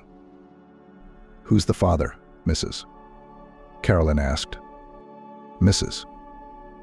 Jessica waved her hand. "Look for the wind in the field. What a thing to do." By the time they reached their homes, the fresh gossip had been discussed on all sides. But the women already knew that as soon as they got home and put the groceries they had bought on the refrigerator shelves, they would each pick up their cell phones and start calling everyone they knew. So soon the whole town would know about it. Jessica has loved animals since she was 5 years old. She found a sparrow with a broken wing in the street. Probably one of the local boys had hit it with a slingshot. But the bird managed to fly away from its offender and get to the lilac bushes under which the girl was playing. Jessica brought the sparrow to her grandmother. "What do you have there, Jessica?" Melissa asked. Instead of answering, the granddaughter held out her hands. "The sparrow." "Let's have a look." Grandma picked up the injured bird and carried it to her desk. She laid down an old, clean white towel, put on her glasses, and scrutinized the sparrow. Jessica had been quietly following Melissa the whole time. She knew her grandmother wouldn't send her away, but she didn't want to disturb her. "Aren't you afraid?" Melissa asked. "No," Jessica answered boldly. Her grandmother looked at her fondly. Huge blue eyes, black hair braided into 2 pigtails. She looks just like her mother at that age, Melissa thought. She said nothing aloud, but smiled. "Look," she said to her granddaughter, "I'm going to take a look at him. You have to be careful. I will touch it very gently with my fingertips. See?" "Yes, Grandma." "Oh, His head, torso, and legs are intact. The left wing is intact, but the right wing is bruised. Will you fix him, Grandma? I'll do my best, honey. We'll have to fix the wing so it'll reattach. And we've got to get this poor bastard into a warm, dry place, fed and watered. You'll help me take care of him, won't you? Yes, Grandma. Jessica was happy. They got that sparrow out, as well as many other animals after it. Melissa had been a veterinarian all her life. Not in this town, though. She came here 5 years ago with little Jessica in her arms. Before that, Melissa had lived in the big city, where she ran the largest veterinary clinic for many years. She was the most well-known and sought-after specialist. So much in demand that she had no time at all to raise her own daughter. With her husband, Melissa divorced when James was only 10 years old. The husband simply could not withstand the presence of such a strong and intelligent woman. But Melissa did not care. She was all about work. And when she realized that James had grown up, it was too late. Her son had already gotten mixed up with bad company. He was hardly ever home and was dating Ricky the musician, who was 10 years older than him. When Melissa found out, James was already expecting a baby. "Are you going to have a baby? You're going to have a baby?" his mother yelled at him. "Yes, Ricky loves me.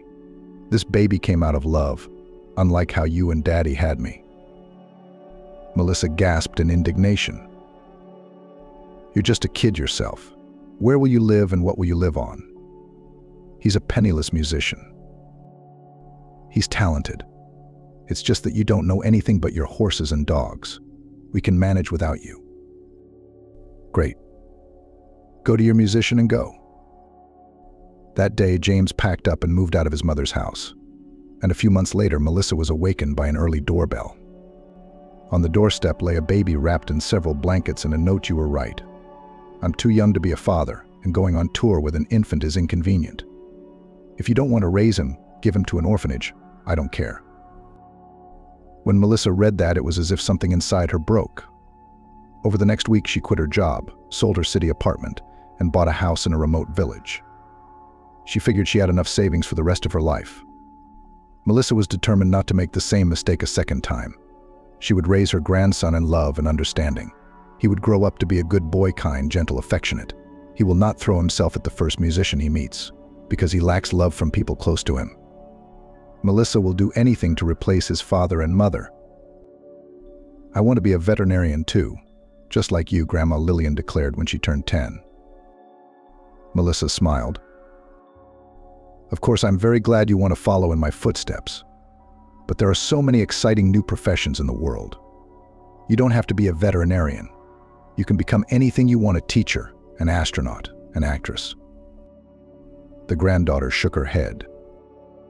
"I love animals, and I love it when they get well." Grandma thought for a moment. "Good. I'll try to teach you everything I know. But when you grow up and finish school, you will still have to go to the city, enter the university and study there for a few years."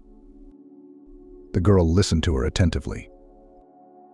"Okay, Grandma," she said with a seriousness unusual for a 10-year-old child. "I will study with you and then at the university." Melissa smiled and nodded. From that day on, she began to make contacts with the villagers. Previously, she only interacted with people out of necessity, when she needed to buy milk, eggs, cottage cheese, meat, and other necessary food and non-food items.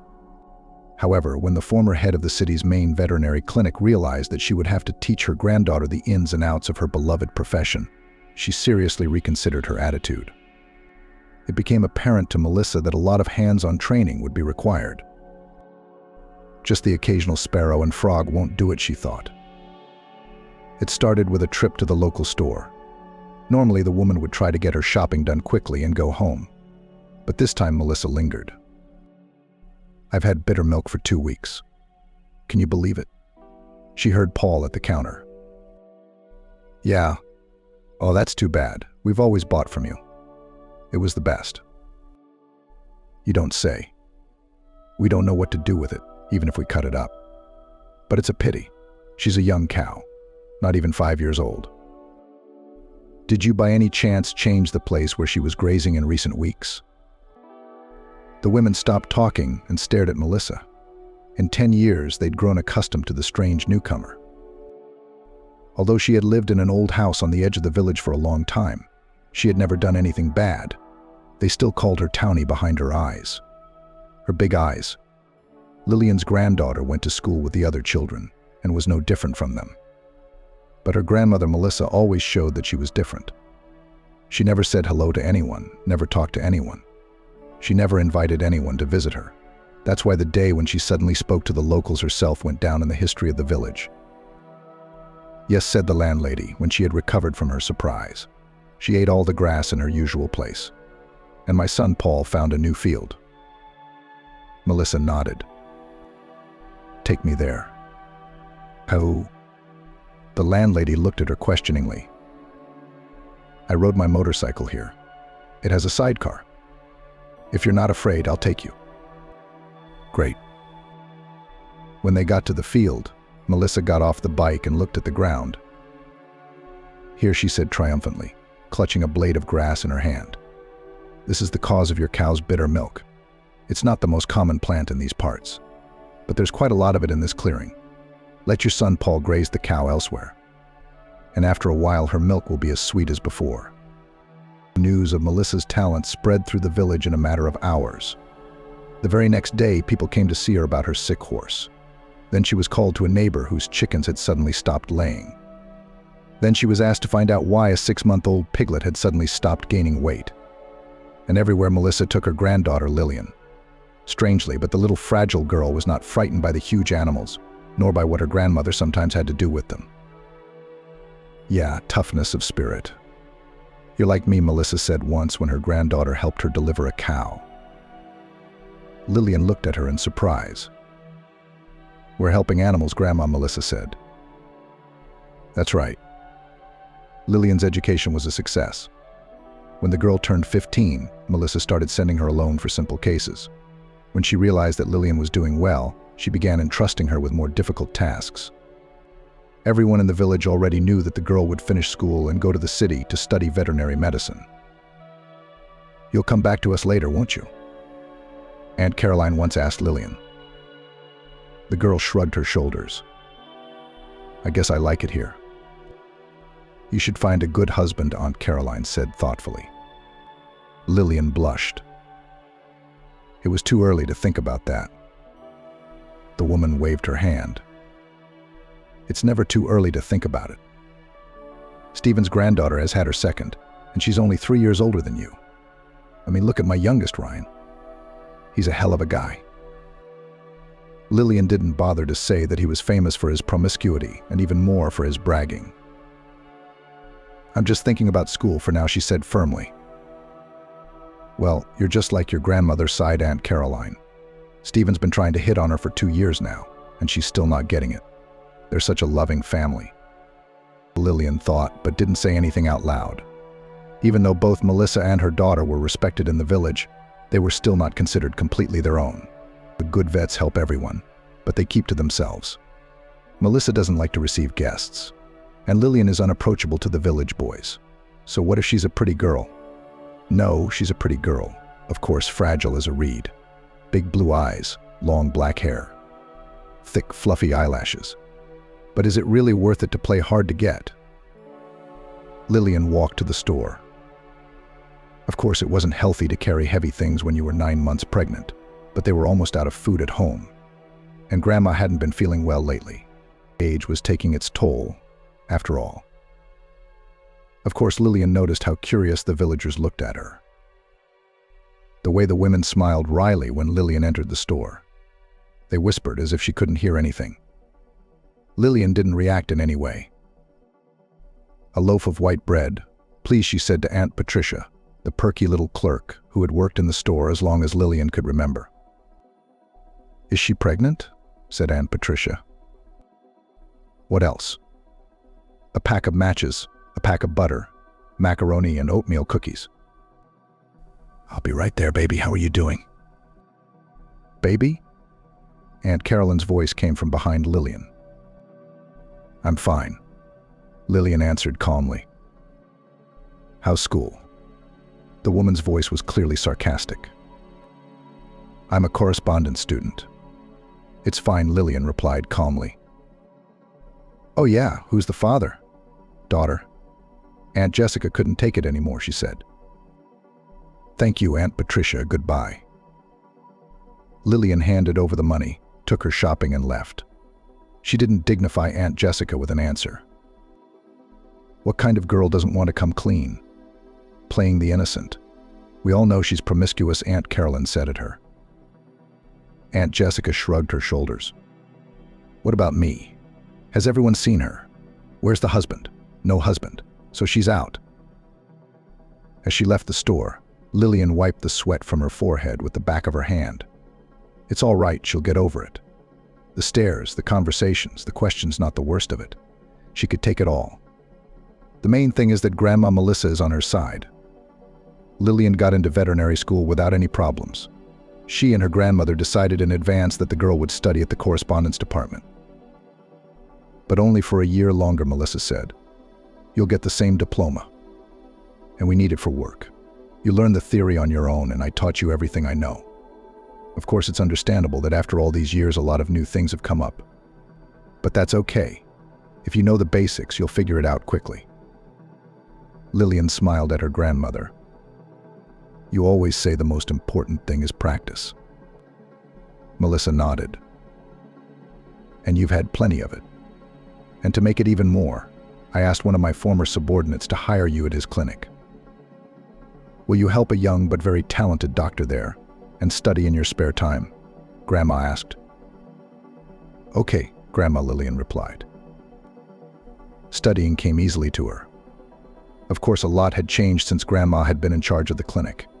Veterinary science had advanced a lot, but it was still much easier for Lillian than her classmates who didn't have the same experience. Peter, her grandmother's former apprentice and subordinate, and now the director of the clinic himself, welcomed Lillian with open arms. "Hello, hello, daughter." He shook her hand affectionately and invited her to sit down. In the pictures her grandmother had shown her, Peter had been a thin, short guy with funny round glasses. Now he was wide, had laser vision correction, and had grown a thick, dark red beard. "How's Melissa?" he asked. "We were all shocked when she suddenly announced that she was quitting her position as head of the hospital and resigning." Lillian knew why her grandmother had suddenly resigned from such an important position, but she would hardly be happy if her granddaughter talked about their personal life. "It's all right," Lillian said. "She asked me to give you her regards and said she was very proud of you." Peter smiled embarrassedly and for a few seconds looked like the young man in the photo from 20 years ago. "Thank you. That's very nice to hear," he said. "I take it Melissa still prioritizes hands-on learning?" Lillian smiled. "That's why I enrolled as a part-time student." "That's actually a wise decision," Peter said. "Well, will you be working as an assistant to one of our doctors? I'm sure he'll teach you a lot." The doctor was only 8 years older than Lillian. However, the girl immediately noticed that he was respected by the rest of the clinic staff, and she liked Nicholas at first sight. Tall, blonde-haired, with blue eyes, he seemed to always be in a good mood and showed kindness to both people and animals. He took the news that he would now have a new assistant quite calmly. "Well, Jessica?" he said cheerfully. "We'll see how you do in the field." "I'll do my best," Lillian replied. Working with Nicholas was interesting. He had an easy rapport with both the animals and their owners. Lillian noticed how carefully he took a history, how detailed his examination was. "It's easier with sick people," he explained to Lillian. "They can tell you everything in words, but with animals we can only focus on what the owners notice. Not all of them are very observant, so you should help them to ask how the animal's behavior and habits have changed. And of course, the examination of the pet itself gives a lot." Lillian listened attentively and nodded. "By the way, you are very good at manipulation," Nicholas praised her. "Injections, bandages, and everything else. Where'd you learn that?" "My grandmother is a veterinarian," Lillian answered. "She used to take me with her whenever someone in the village asked her to help." "Oh, you have more experience than me," exclaimed the doctor cheerfully. Lillian smiled embarrassedly. "I've been observing more only for the last 3 years. She began to trust me. Various uncomplicated cases. And in the village our patients were mostly cows, horses, pigs, chickens, goats, dogs, and cats too, but much rarer. Well said, Nicholas. We rarely have cows and chickens, but your experience is excellent. I can see that you are good at what you do. Just study hard, do well in your exams. I'll teach you the rest. He gave her a list of current textbooks and websites. That's what you have to read. Not to the fact that half of what you'll learn at the Institute is already outdated, and another quarter will be outdated by the time you get your diploma. That's sad, Lillian said. The doctor shrugged. That's life. By the way, if you want, I can give you another part-time job. It is in our clinic you will perform manipulations for animals whose owners agree to bring them to us every day. Which, for example, to put IVs, shots, many do it themselves, said Nicholas. And I understand that. After all, everyone's budget is different. In this case, your task is to explain to the owner in as much detail as possible how to do it safely, painlessly, and effectively for the pet. Understood? Lillian nodded. But some owners are willing to pay for comfort and safety and trust their pet only to us. Sort of like a daycare center. There's a nurse shortage in the evening. Thank you, the girl replied. I would love to take this part-time job. Most of the people who came to the day hospital were IVs. Lillian quickly learned to find the veins and carefully placed the catheter. The owners of the animals were very satisfied. Lillian even almost became friends with one of the owners. Tara was a sweet little woman of about 36. It was immediately obvious that she was a very wealthy woman, expensive brand-name clothes, well-groomed, manicured face and nails, small purses that changed every time she visited. She had a long red cat named Puppeteer, who was dear to the mistress and her husband, about whom she constantly said. Alex and I have been married for 13 years, she told Lillian, stroking the cat as he lay under the IV and showing her how much he disliked this pastime. We got him the first week after we got back from our wedding trip. We came out of the store and he was sitting on the porch hungry. Small, scared. Now he looked as well-fed and well-groomed as possible, with a long, silky coat. And he's been with us ever since, Tara continued. He's like a child to us. Lillian nodded. When she had lived in the countryside, she had been used to a very different way of treating animals. Yes, the owners loved their pets, but they were more practical. If cows got sick, it potentially threatened the family with the lack of milk, cottage cheese, sour cream, and meat that the cow was once supposed to go to.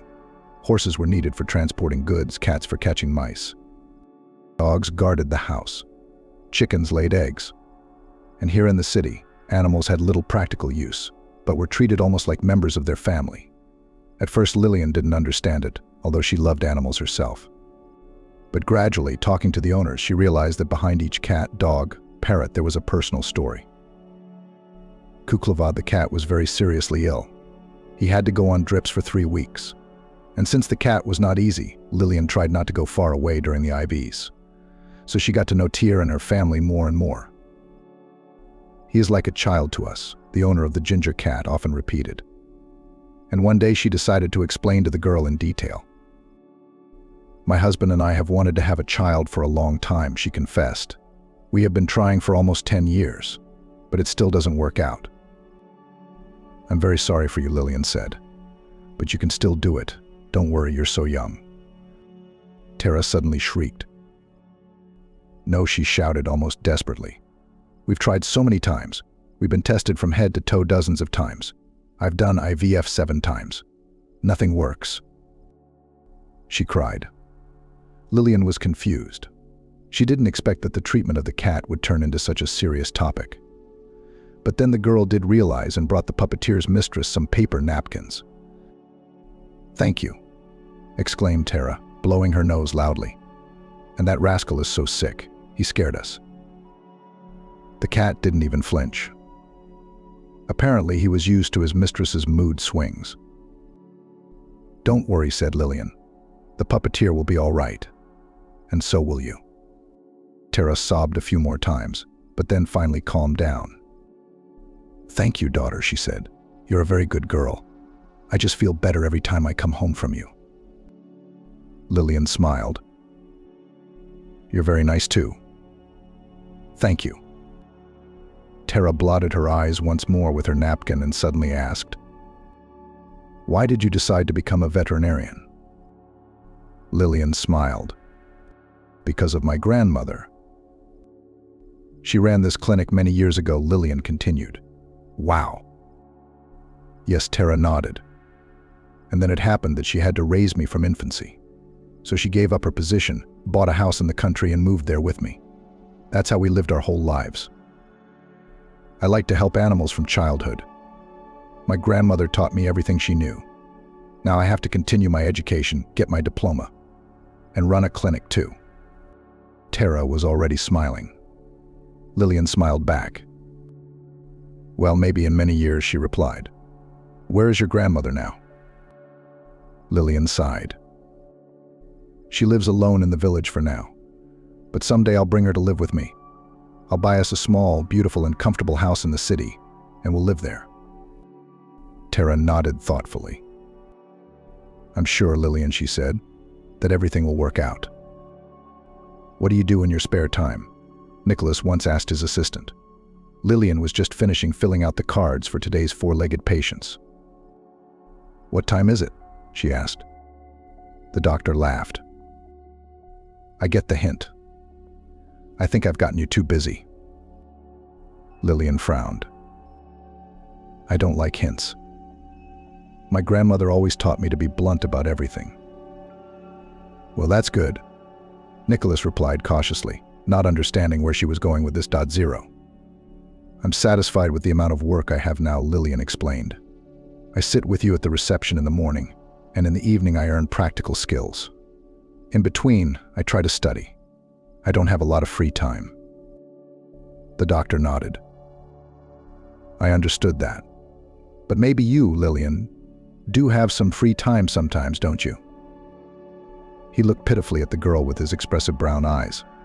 She sighed. "Yes, I have this Saturday off, but I wanted to see my grandmother. I haven't seen her in 3 months and she wanted to come to town. I need to get some medicine for the animals."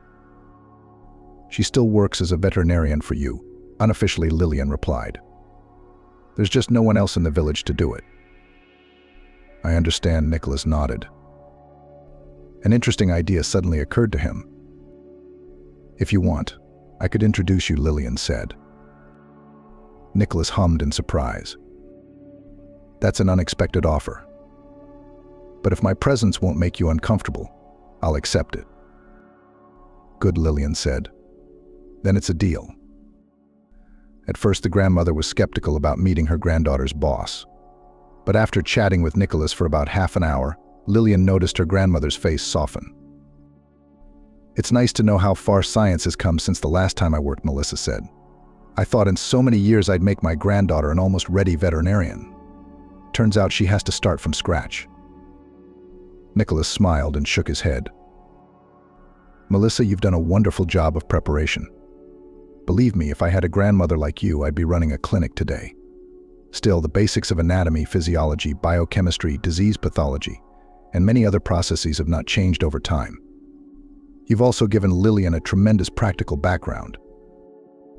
Melissa nodded favorably. Of course, she was pleased to hear that. She looked at her granddaughter with a smile, who smiled back at her. "Well, Lillian's experience in the village is pretty specific," she said. "When I first came there after practicing in a city clinic for so many years, I had a hard time too." "Don't you want to go back to the city?" Nicholas asked suddenly. "It must be hard for you in the village alone right now, isn't it?" Melissa shrugged. "I've gotten used to it over the years, and she's not as old and helpless as she looks at first glance. At least the local grandfathers still come to me to ask me to marry them." Lillian laughed. "That's a lot of wow, Grandma." Melissa shrugged and stood up. "All right, you young people, have fun," she said. "I've got a bus to catch." "Are you upset?" Lillian asked. "I don't want to. It's too late to go back," said Grandma. "But it's getting dark early." "I'll take you to the train station," Nicholas offered. After they had seen the grandmother off, the doctor asked, "Do you want me to drive you home, or can we walk some more?" Lillian rubbed her eyes sleepily. I'm going home. I'm tired and I want to sleep. Don't be offended. He smiled. I'm not offended. It was nice to meet your grandmother. She really is a great woman. Lillian smiled. She really liked you too. After 3 weeks, the course of IVs ended. Nicholas examined him, carefully read the results of control tests, and announced to the owners that the cat is perfectly healthy. Of course, he is no longer a boy, said the doctor, but for his age is holding up very well. Diet, I wrote you. If anything, you know our address. Thank you very much, Nicholas said, Tara's husband. A nice, quiet man in a business suit. On Christopher's lap lay a caged treasure, which he held gently with one hand, and with the other hand he tenderly squeezed his wife's palm. Lillian suddenly turned to the girl. I have a favor to ask of you. Could you leave me your phone number? If you don't want to, I'll understand. Lillian looked at the doctor in surprise, but replied, Okay, I'll text you now. Tara called her that same evening. Lillian, I told my husband about how you took care of our kitty, and he wants to thank you. No, you don't have to, Lillian replied, embarrassed. I was just doing my job. And you helped me a lot, said the cat's owner. So please don't say no. We just want to invite you to dinner. Lillian thought that perhaps that was something she could agree to. Okay, the girl replied. Where do I have to go? What are you talking about? Tara exclaimed. Our driver will pick you up. You don't have to worry so much. Believe me, it's not hard for us. Especially since we live in the countryside, it's impossible to get there any other way. Good, Lillian agreed. Of course, she was a little worried, especially when she got into the luxurious black car with tinted windows. Hello, Lillian said timidly to the driver, a huge, pumped-up man in a black suit, who opened the door for her and helped her to get in. The man nodded without changing his expression. Why did they need this dinner, Lillian thought. A simple thank you would have sufficed. Especially since they gave me a huge fruit basket, which I shared with the entire clinic that same day. Nicholas got an expensive whiskey.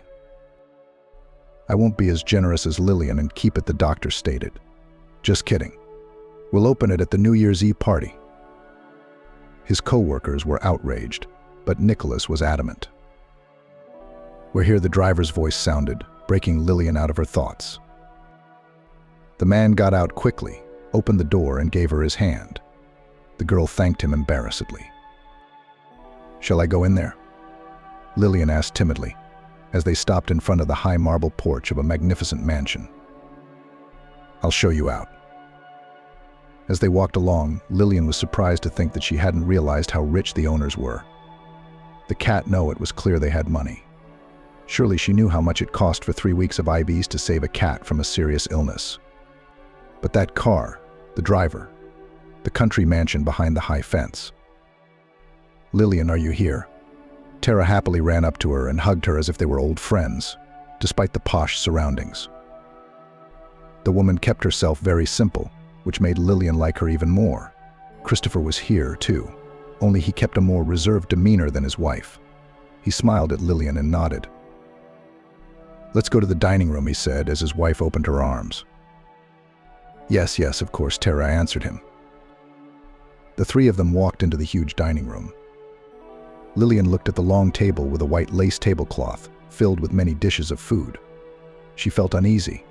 She turned to the owners of the house and said timidly, I'm sorry in advance, but I don't know anything about cutlery.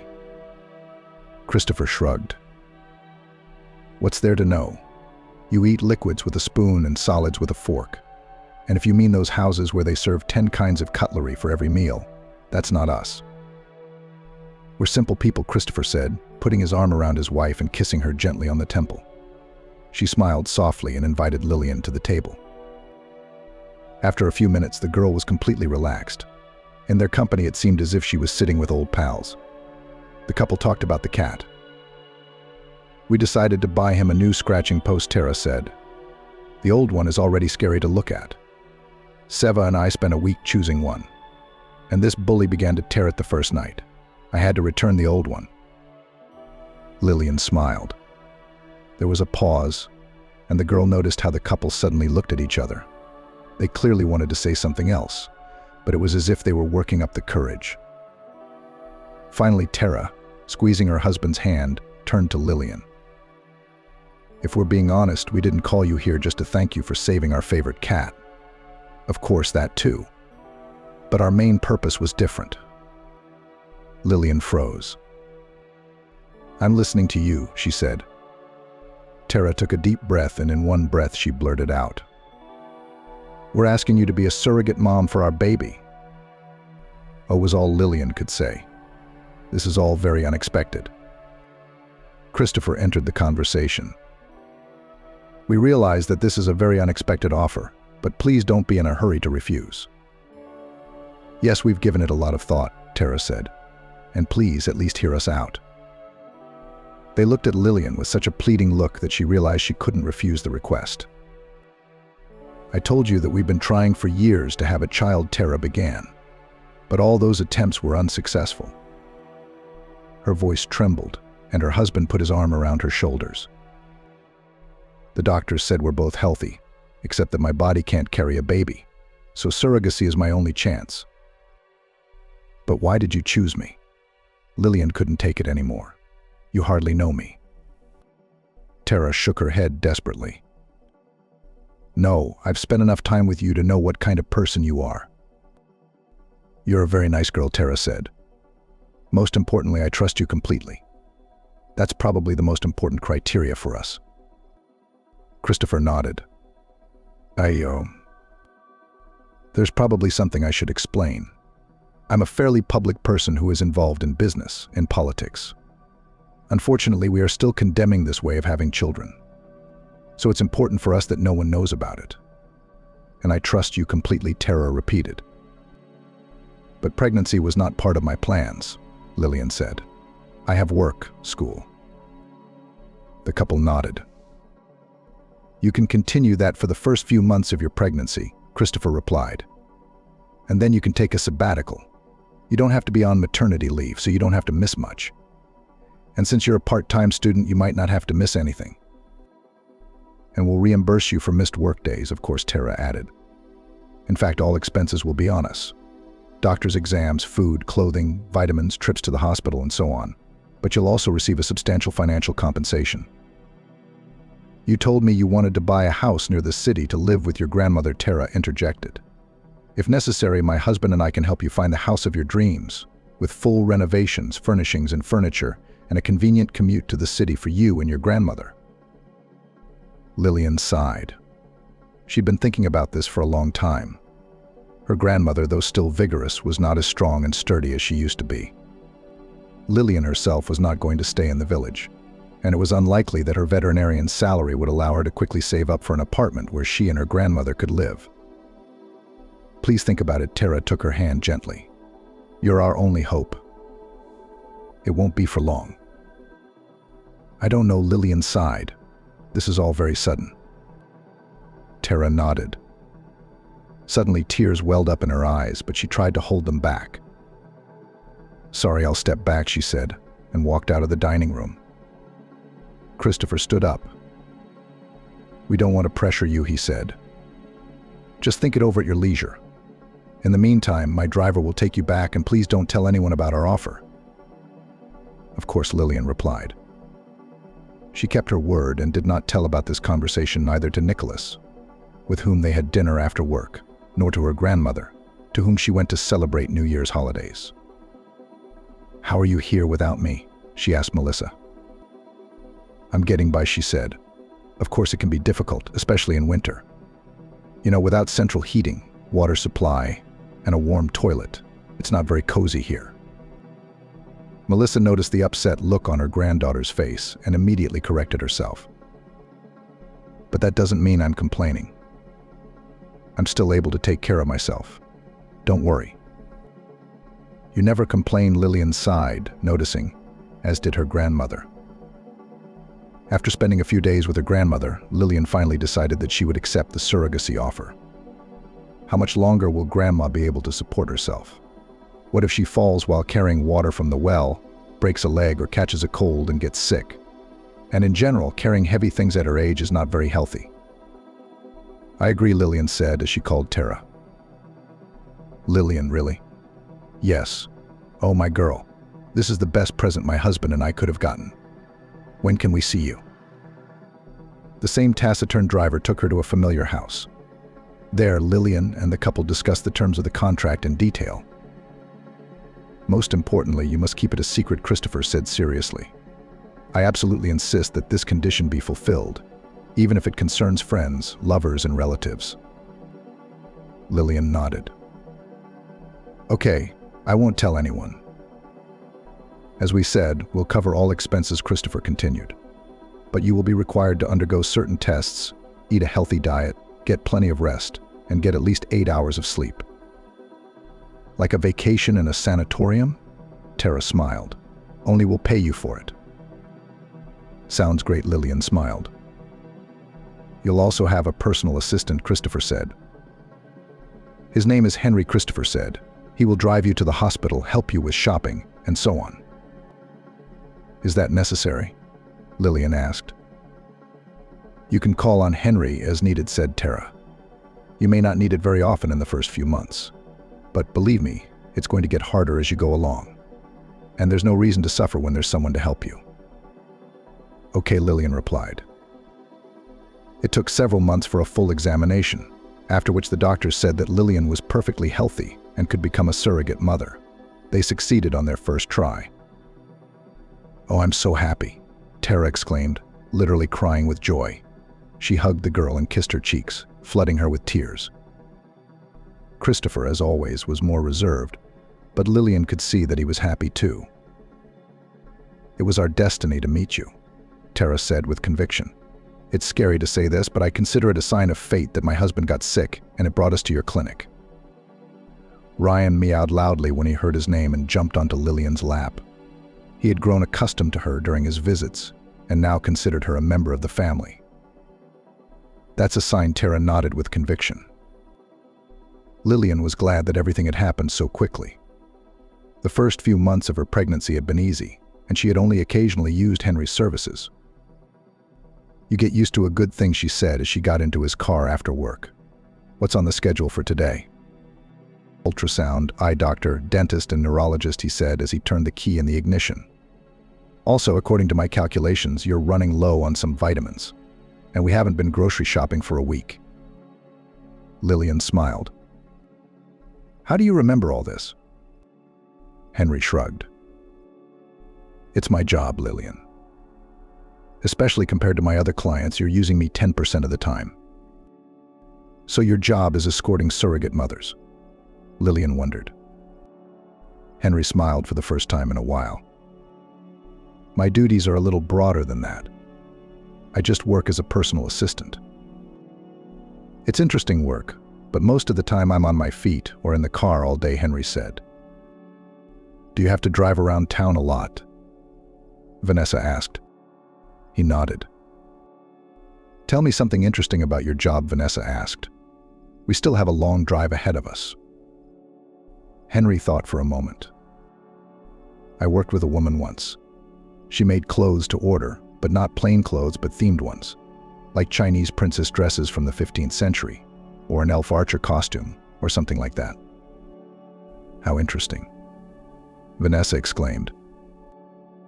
Yes, and then we had to go to some woodworkers who made bows and arrows, then to a blacksmith, then to some handmade embroidery. Vanessa smiled. Well, I'm not so much fun to be with. You're nice and calm and very polite. I've worked with surrogate mothers a couple times, Henry said. Believe me, they made the most of that time. They'd call me at all hours of the day and night for anything. I'm so sorry for your loss, Lillian laughed. The examinations and tests showed that Lillian and the baby were doing well. The only thing that bothered her was the slowly but surely growing belly. She didn't know what she was going to say to Nicholas, because their communication already seemed to be going beyond the boundaries of boss-subordinate communication. Lillian actually liked Nicholas very much. At first, he tried not to show these feelings. After all, she was much younger than him. And besides, she is his subordinate. After all, who is she? Nicholas tried to convince himself. Just another young, stupid girl who was hired by an acquaintance. It only took him a couple of weeks, however, to be convinced otherwise. Lillian was good with animals, had excellent theoretical and practical training, always came to work on time, filled out paperwork accurately, and listened attentively to everything he said. She was cheerful, polite, and open. Nicholas realized that it had been a long time since he had met such a pleasant person. He decided that he would try to make friends with her. No one forbade him to do that. Nicholas also liked Melissa. It became clear how Lillian had such an upbringing and strong character. And then Lillian agreed to go out to dinner with him after work. And after that evening, Nicholas realized he was in love. He decided not to hurry. To confess his feelings, he did not want to frighten Lillian. Let everything go as it was going. He would be impeccably polite and professional with her at work. And when they had a chance to meet, he would begin to gradually, step by step, reduce the distance until Lillian is ready. And things seemed to be going well for him. Nicholas could see that she liked him too. Lillian laughed at his jokes. They'd hold hands when they went for walks. And then all of a sudden, things started to change.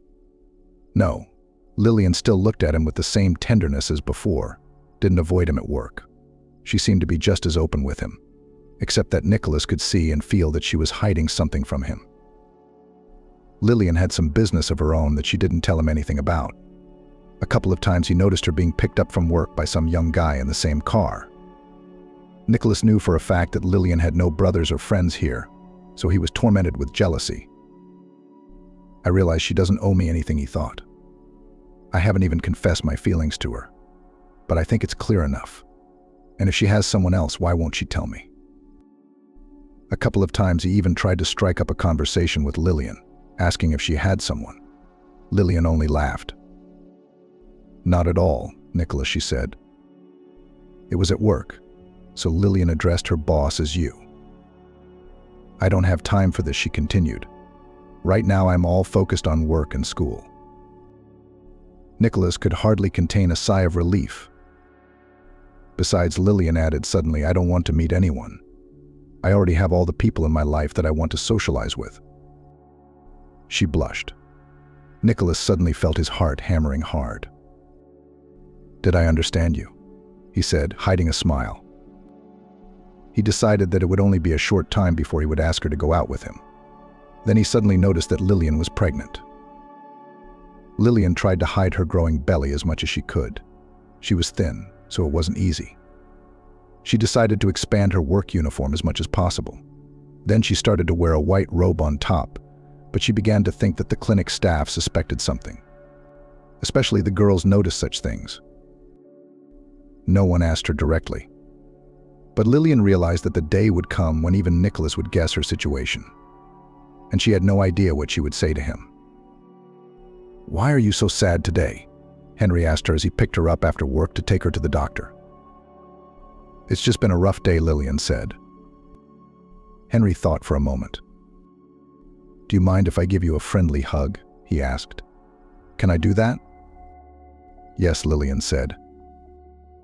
He walked over to her, then hugged her gently. Lillian sighed and hugged him back. Thank you, she said. It really did feel better. Henry smiled.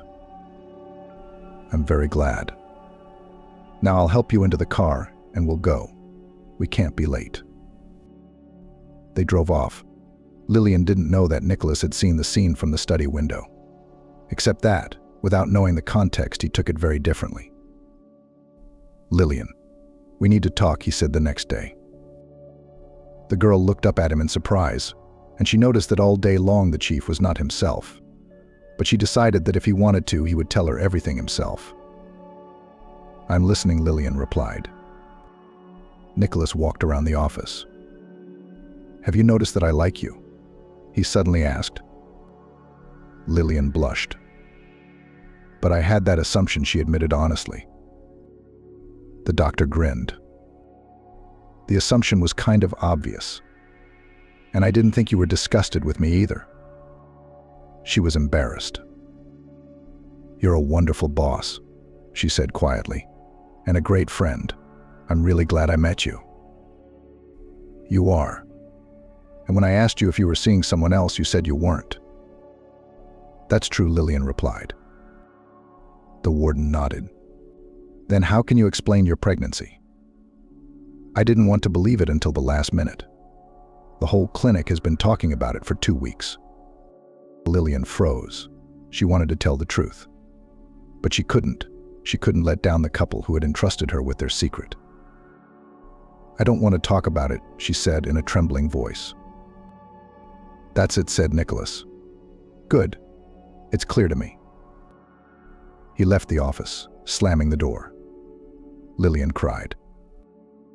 The next morning, Lillian went not to the office, but to her boss. There she wrote an application for maternity leave, and after that she went to the train station to buy a ticket for the bus to the village. She was lucky because there she met a fellow villager who was also going home. When Melissa saw her pregnant granddaughter, it was as if she wasn't even surprised. Lillian was afraid her grandmother would yell at her, bringing to mind her mother, who had gotten Lillian pregnant when she was also very young. But grandmother only asked one thing. "Do you want to tell me what happened?" "Sorry, Grandma," Lillian sighed. "I can't yet." "Good, know that I'm always on your side. You can stay here as long as you want." "Thank you, Grandma. I promise after this baby comes out, I'll be able to tell you everything." "Okay, sweetheart, I hope you realize you're going to have a hard time in the village. They don't like us enough, and now you're the only one they're going to talk about." "I'm prepared for that. Did you teach me to be strong?" Grandma smiled. "You've always been strong, my girl." "Daughter, sweetheart, why did you scare us so much?" Tara exclaimed the next time they were on the phone. "What's wrong?" Tara asked. "I'm fine," Lillian replied. "I just had to leave work earlier than I had planned. I'm going to live in the village with my grandmother until the birth. Don't worry, I feel fine. I'm taking my vitamins. If it's an emergency, they'll take me straight to the hospital. It's only an hour by car." "Shouldn't you move into our house?" "Maybe?" Tara asked. Lillian smiled. "You said yourself that you have to keep everything secret, and it would be suspicious if an unknown pregnant girl lived with you for a few months and then disappeared, and you had a child." Tara sighed. "Yes, you're right. Then we can get you whatever apartment you want in the city." "No," Lillian said firmly. "I'll stay in the village with my grandmother. I feel fine. It's only an hour's drive from the city. I'll get all the tests I need. But a week before the birth, Henry will come and take you to the clinic. I won't take no for an answer." Lillian smiled again. "That's fine with me. And if you need anything, call him and me any time of the day or night." "Okay," Tara replied. "We'll be in touch anyway. I'll be waiting for your calls with a status report." "That's a wonderful idea, sunshine." Despite the fact that Lillian was telling her grandmother as if she didn't care at all, the girl was having a hard time. Most of her fellow villagers were whispering behind her back. Quietly or loudly, they were discussing her. And besides them, there were those who almost openly threw it in Lillian's face. For example, her former classmate. "What's up, Zivanareva?" "What's up, Zivanareva?" Samantha said. "I walked around the whole school with my head held high and pretended that we were all lowlifes, and you were blue bloods."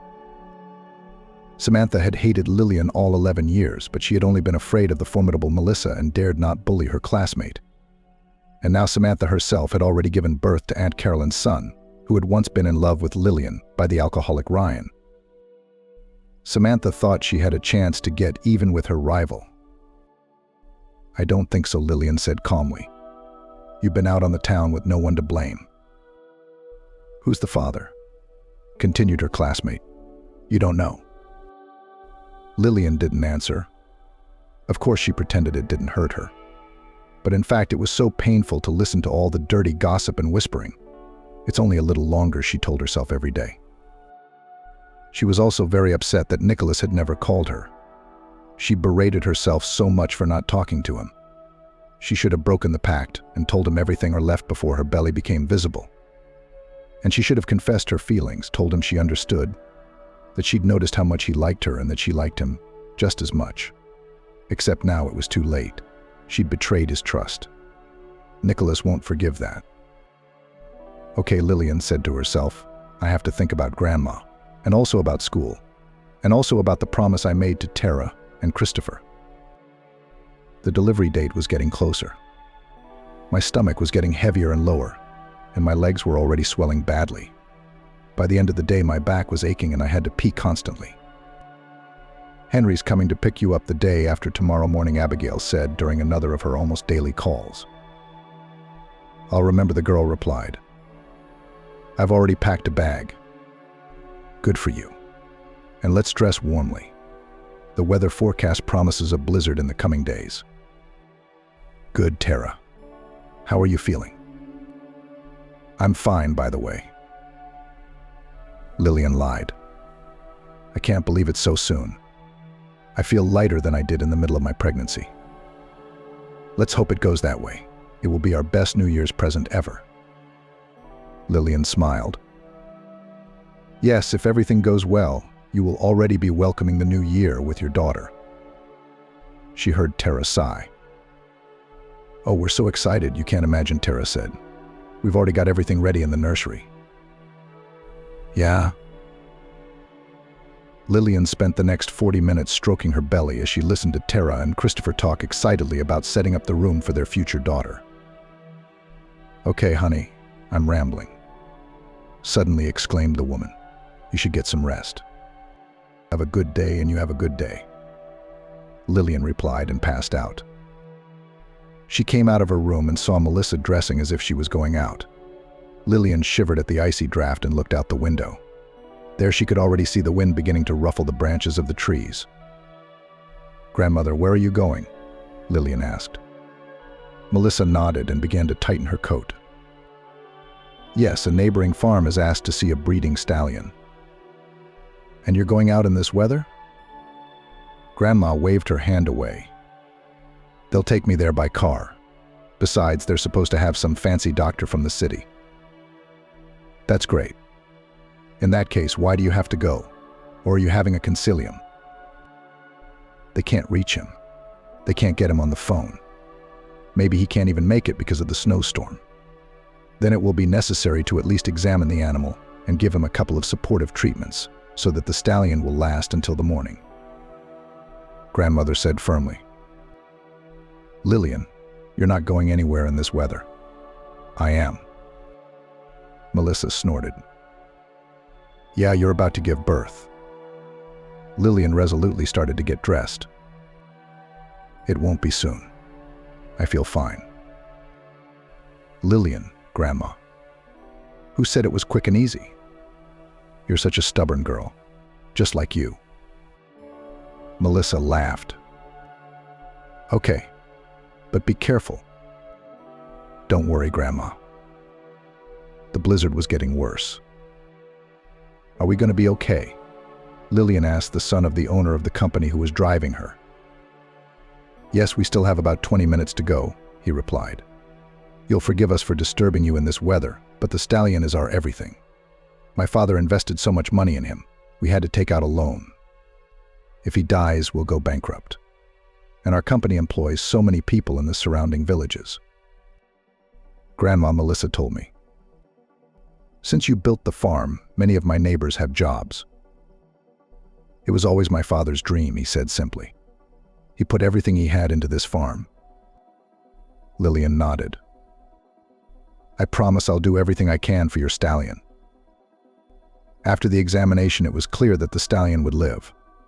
Lillian told the owners, who breathed a sigh of relief. I know you have a city specialist, an experienced veterinarian, coming to see you, she said. We don't know yet, sighed the farm owner. We can't reach him because of the snowstorm. Okay, Lillian said. I'm going to give him a couple of shots and record the treatment. If your doctor doesn't come, follow it. When she had finished with the stallion and was about to ask for a ride home, the farm owner said, Oh, just arrived. The doctor can have a word. I don't remember what you said or what shots you gave. No problem, Lillian said. She waited for the town doctor to get out of the car and come to the stables. Where's our breeding patient? She heard a familiar voice. Lillian's heart raced. What was this stupid game of fate?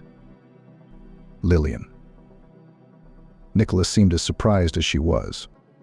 "What are you doing here?" he asked coldly.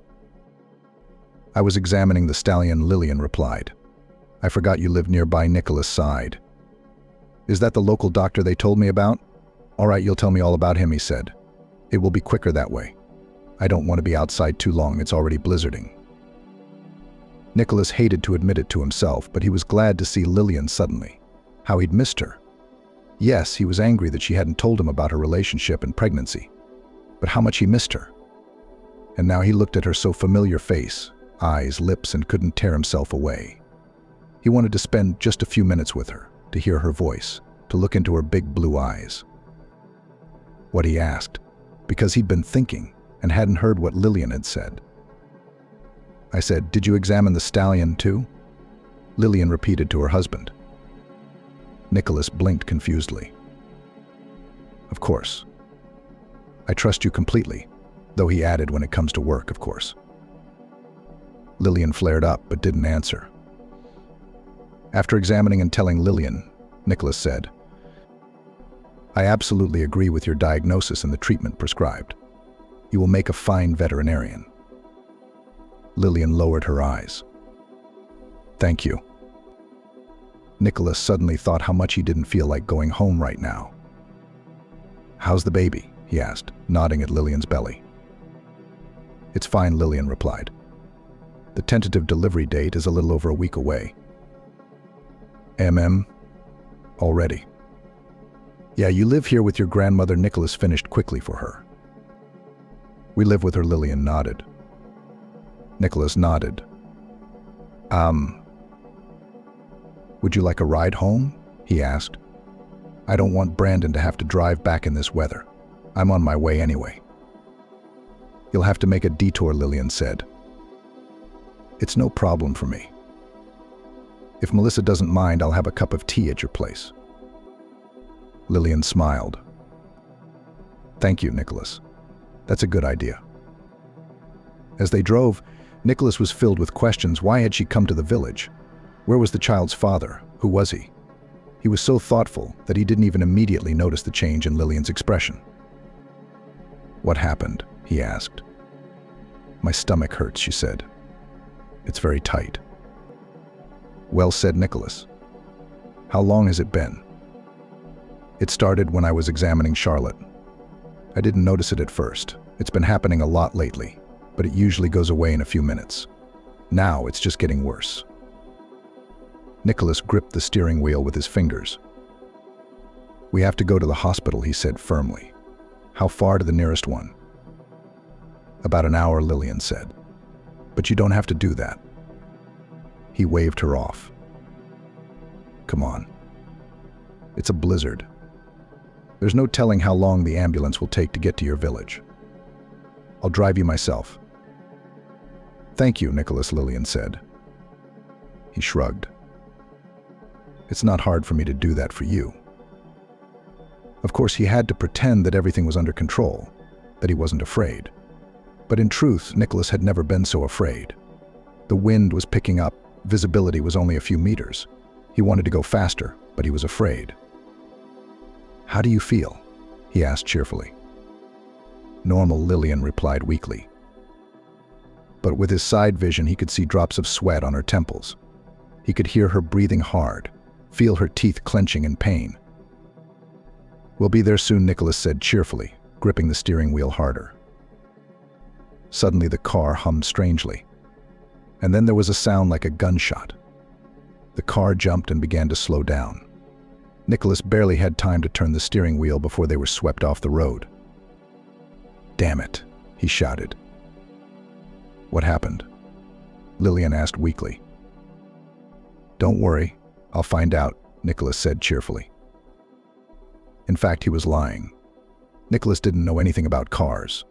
He went out rather to cool down, to breathe fresh frosty air and to understand what could be done. Opened the hood. If there was something wrong, Nicholas didn't realize it. Shit, he swore again as he closed the hood. The cable. "It's cold. Gotta get back in the car. Gotta calm Lillian down." Got to figure out what to do about this situation. Well, how's it going without me? He asked cheerfully as he came back in and closed the door tightly. Normal, Lillian replied.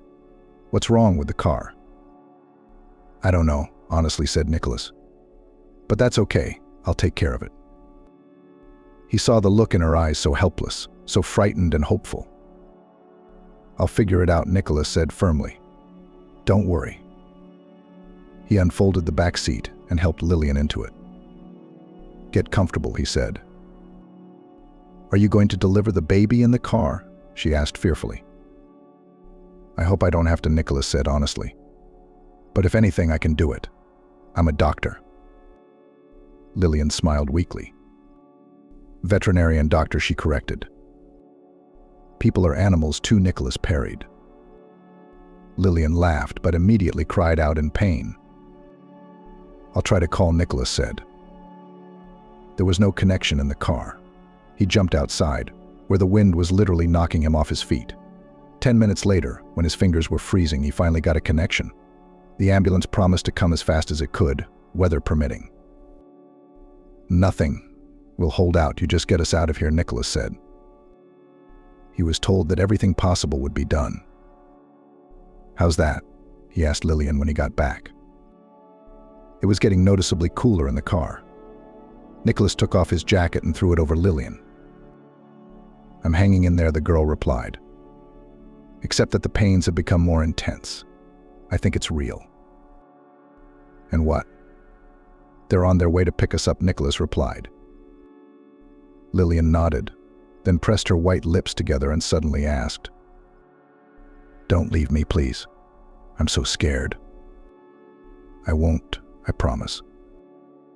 The minutes, or maybe hours, of the ambulance ride seemed like an eternity to Nicholas. When he could see the flashing lights through the blizzard, he felt a great sense of relief. All the way to the hospital, Lillian didn't let go of his hand. It's going to be all right. He repeated and put a smile on his face. You're a good girl. We got through it all. He was even allowed to be present during the birth. Of course, the doctors thought he was the father. He didn't explain anything, he didn't have time for that. After everything was over, Nicholas went out into the hallway. He was shaking with fatigue. Lillian had just fallen asleep. Her daughter was being carried in for a checkup. Melissa was already standing in the hallway. How's my granddaughter? She asked. Nicholas nodded. She's fine. So is your great-granddaughter. Melissa raised her eyebrows. Great-granddaughter? She didn't tell you anything? Just 2 days before, Lillian had broken the terms of her contract and told her grandmother everything. She decided it would be too cruel if she went to the maternity ward and came back without the baby. Melissa took the news, like everyone else, calmly. You're doing a good thing for good people, she replied. Of course, I would have taken your baby and raised it the way I raised you, Melissa said. But it's a good thing you didn't. You're very young. You have to study and work. The grandmother was sure that her granddaughter had told the young doctor everything. She realized that Nicholas was not just a boss and mentor for Lillian. But if her granddaughter decided not to tell him about her secret, who was she to interfere? Lillian will tell her when she's ready. Thank you for doing all this for her, Melissa said. I was just in the right place at the right time. Anyone would have done that, Nicholas replied. But you were the one who was there for her. I'm going downstairs for coffee. When Nicholas came down the stairs, he saw a familiar man in the hall. He was asking the receptionist about something. It took the doctor a few minutes to remember where he'd seen him. Sure enough, this was the guy who had picked Lillian up from the clinic that evening. She was still leaving with him. Well, now that the kid's father is here, I'm definitely not needed anymore, Nicholas thought grimly. I don't know what she had with him, but it's certainly none of my business anymore. He walked out of the hospital. When Lillian came to, the first person she saw was her grandmother. She was sitting beside her bed, holding her granddaughter's hand. Then Lillian saw Henry, Christopher, and Thera. The last one was holding a small package. How are you feeling? Melissa asked softly. Normal, Lillian replied. How's the baby? Is she okay? Tara looked up at her, her eyes full of gratitude and tears. "We've decided to name her Hillary," Christopher said. Lillian smiled. "It's a very pretty name." "Thank you," Tara said. Lillian suddenly realized that she couldn't see Nicholas. "If it weren't for Nicholas, Hillary and I wouldn't be here," she said. "Where is he, by the way?" Melissa sighed. "I saw him. I think Nicholas left." "You didn't tell him anything?" "No," Lillian replied. "I figured you'd tell him yourself, or even pressed your lips together," Melissa said. "We'll be here with you until the day after tomorrow," Tara said. "And then we'll take you home and help you pack your things." "Things?" Lillian asked in surprise. Tara raised her eyebrows. "Sweetie, you don't seem to have fully come to your senses yet," she sighed. "Remember the terms of the contract. You gave birth. We bought you and Melissa a house in the Phoenix City limits." "I remember," Lillian replied. "I just didn't think it would happen so fast." "What's the holdup?" Christopher said. "Henry had the house ready. It should be ready to live in for Christmas. It's all decorated. He'd put up the tree, put up the lights, even bought the food for the holiday table." Henry, Lillian smiled. "You're wonderful." The boy waved his hands. "I wanted to make you happy in honor of such an event. Thank you." When two large, expensive black cars drove into town, the news spread faster than the cars could reach the house where Lillian and Melissa lived. The neighbors quickly discerned that several other people had gotten out of the cars besides the occupants of the house themselves. A young guy, obviously the child's father, an older man and woman, probably his parents, and a big man in black, either a security guard or a driver. "So what's so important our Lillian got knocked up?" the neighbors chattered. "A deputy, I think. Or an oligarch. Probably an oil and gas trader," others speculated. "Oh, Lillian's a lucky girl. I can see why she's having babies with our guys." "They're carrying their stuff around?" There wasn't much stuff. Besides clothes and shoes, Lillian had packed all her books and her grandmother's veterinary books. "Give it up. It's all old stuff," Melissa said. "It's been 100 years since the information has been out of date." Her granddaughter shook her head stubbornly. "You taught me from them?" "It's a memory." Grandma sighed. "As always, you can't be argued with." Melissa herself, in addition to her personal belongings, took some of the dishes and framed photographs that had hung on the walls for years. "If you say you have everything you need to live," she said, referring to the old beds, armchairs, table and chairs, "I'll leave this junk here. If you want," Christopher put in, "we can find movers, rent a car, and they can move every last nail." Melissa waved her hand. "Don't give me that. She's sick of it. I haven't lived here as much as I've been hiding from myself for 20 years. Christopher nodded thoughtfully. "I understand. And it's good that you decided to get out. I know how to see strong people. Both you and your granddaughter are strong. That's why you shouldn't sit here alone. And Lillian has no business being here. That's for sure. She's going to make a great doctor." The new house in Miami was even nicer than Lillian had imagined. It was in a new part of town. It was about 20 minutes from the center of the city. It was just as new and beautiful. How much is it worth? Lillian thought with quiet horror. But she didn't share her thoughts with her grandmother. The house had 2 bedrooms, a living room, a kitchen, a bath, a toilet, and 2 offices. "We thought you both liked to work," Tara said. "And you need your own space." "Yeah, I'm a hard worker," Melissa smiled. "You're going to write your memoirs," her granddaughter said. "It's about time." Henry had done his best. Even the yard was festooned with garlands, colored lights winking and hanging in long, thin ribbons along the terrace. "How much did all this cost?" Lillian gasped. "You haven't seen the inside yet," Henry smiled slyly. As soon as Lillian and Melissa stepped through the door, they both felt as if they had returned to their real home after a long absence. "Everything is just as it should be," Lillian said. A blazing fireplace, soft armchairs, the lights dimmed a little. There was a tall Christmas tree in the living room, which made Lillian feel childishly excited. "It's so nice," she said. "It's wonderful here," Melissa said. "I'm glad you like it," Henry said simply. Tara came over. She was trying to keep her voice down because little Hillary had just fallen asleep in her arms. "The men will bring your things in and will leave you to it," she said. "Come and rest." "Thank you, Tara, and thank you, Christopher," Lillian said warmly. "Thank you, daughter," Christopher said. "And we invite you to celebrate the new year with us," Tara said. Lillian and her grandmother looked at each other. "We accept the invitation," Melissa replied. The New Year's Eve celebration left Lillian with ambivalent feelings. She stood at the window, watching the fireworks, and couldn't believe that her life had changed so drastically in just 1 year. Of course, she didn't regret her decision. There was nothing more beautiful than watching a happy Tara and Christopher standing over the crib with little Hillary. And Lillian was even somewhat proud that she was the one who could give them that happiness. And she and her grandmother now live in a beautifully landscaped house.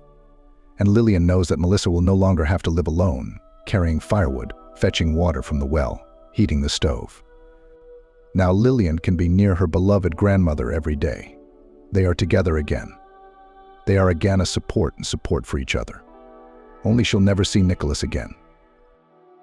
Of course, the New Year's holidays will pass, and she can return to her studies. But it's unlikely she'll dare to go back to her old job, which means she won't see him again. She wouldn't hear him laughing when Lillian told her about an incident from her village practice, and she wouldn't see Nicholas carefully and professionally examining another cat or dog. She suddenly remembers how he drove her to the hospital through a snowstorm, how he calmed her down and tried to joke when the car broke down, how he held her hand in the ambulance, and then during labor.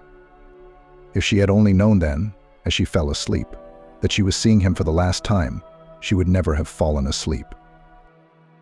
"What are you crying about, sweetheart?" Lillian did not even notice how Tara silently approached her. The woman hugged her affectionately with her small white hand. "It's all right," Lillian said. "Just remembering a good man I'll never see again." She wiped her tears with the sleeve of her dress. Tara frowned. "He's alive, isn't he? So you can still see him?" Lillian shook her head.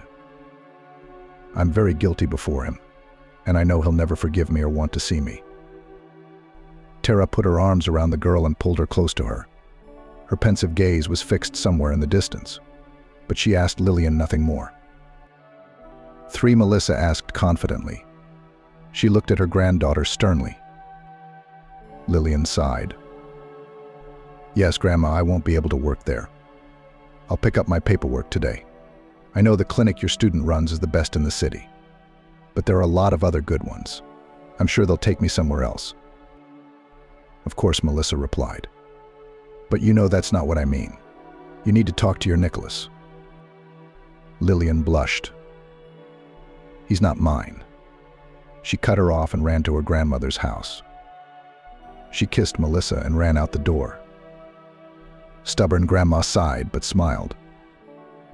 Lillian really didn't want to go into the office where she had worked under Nicholas for so many months, but there were some of her personal belongings left there that needed to be picked up. She arrived early before the workday started, hoping to get everything in before the doctor and his new assistant came in to start the appointment. The plan had almost succeeded. Lillian had already put away everything she wanted when the door opened and a familiar male voice sounded. "Lillian." She turned around, blushing. "Hello. Sorry, I wanted to get some of my stuff. I didn't realize you'd be here so early." Nicholas frowned. "Where are you going?" "Where are you going?" Lillian took a deep breath. "I'm quitting." "Why?" She averted her eyes, unable to bear the direct, piercing stare of his brown eyes. "I don't think we should work together," Lillian said. Nicholas raised an eyebrow mockingly. "Why have I offended you in any way? I remember the last time we met, you didn't want to let go of my hand and asked me not to leave. What's changed?" Lillian got angry. "You know very well what has changed. And you've made it very clear to me. Besides, if it weren't for the circumstances, it's unlikely you'd be willingly holding my hand." She shook the bag of belongings decisively and took a few steps towards the exit. "It's been a pleasure working with you," Lillian said quickly and abruptly, as if afraid to change her mind. "Now, if you'll excuse me, I have to go." Nicholas smiled. He stood up, blocking the way.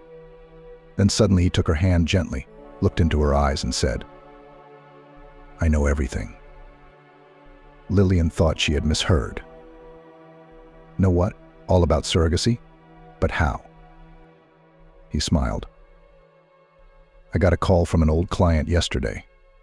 I thought something had happened to her cat again. But the cat's fine." Lillian gasped. "So Tara told you everything herself?" Nicholas nodded. "She said she saw you crying on New Year's Eve and began to guess something. And then, with your grandmother's help, she confirmed her guesses. I hope they're both right. And the reason you're crying is really because of me." Lillian laughed.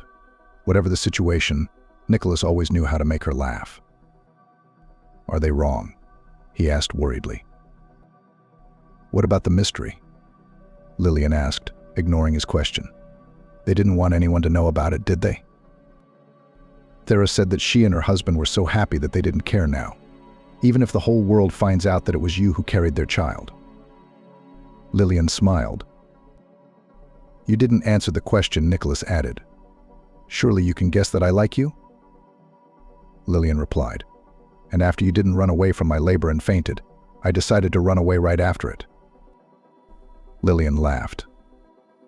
"So now it's okay for me not to quit?" she asked. Nicholas nodded. "What's more, I hope that you will work with me in this clinic for many more years, first as an assistant and then as a colleague." "I hope so too," Lillian said. "But haven't you found a new assistant?" The doctor shook his head negatively. "I was waiting for you to come back." "That was stupid," Lillian sighed. "And it would have been nice," Nicholas continued, ignoring her remark, "if you'd started seeing me. Unless, of course, you're really in love with that guy who picked you up after work." Lillian laughed. "Now I see what upset you back then." "No, I'm not in love with Henry." She rose on tiptoe and kissed Nicholas on the lips. He gently wrapped his arms around her, pulled her close, and kissed her back.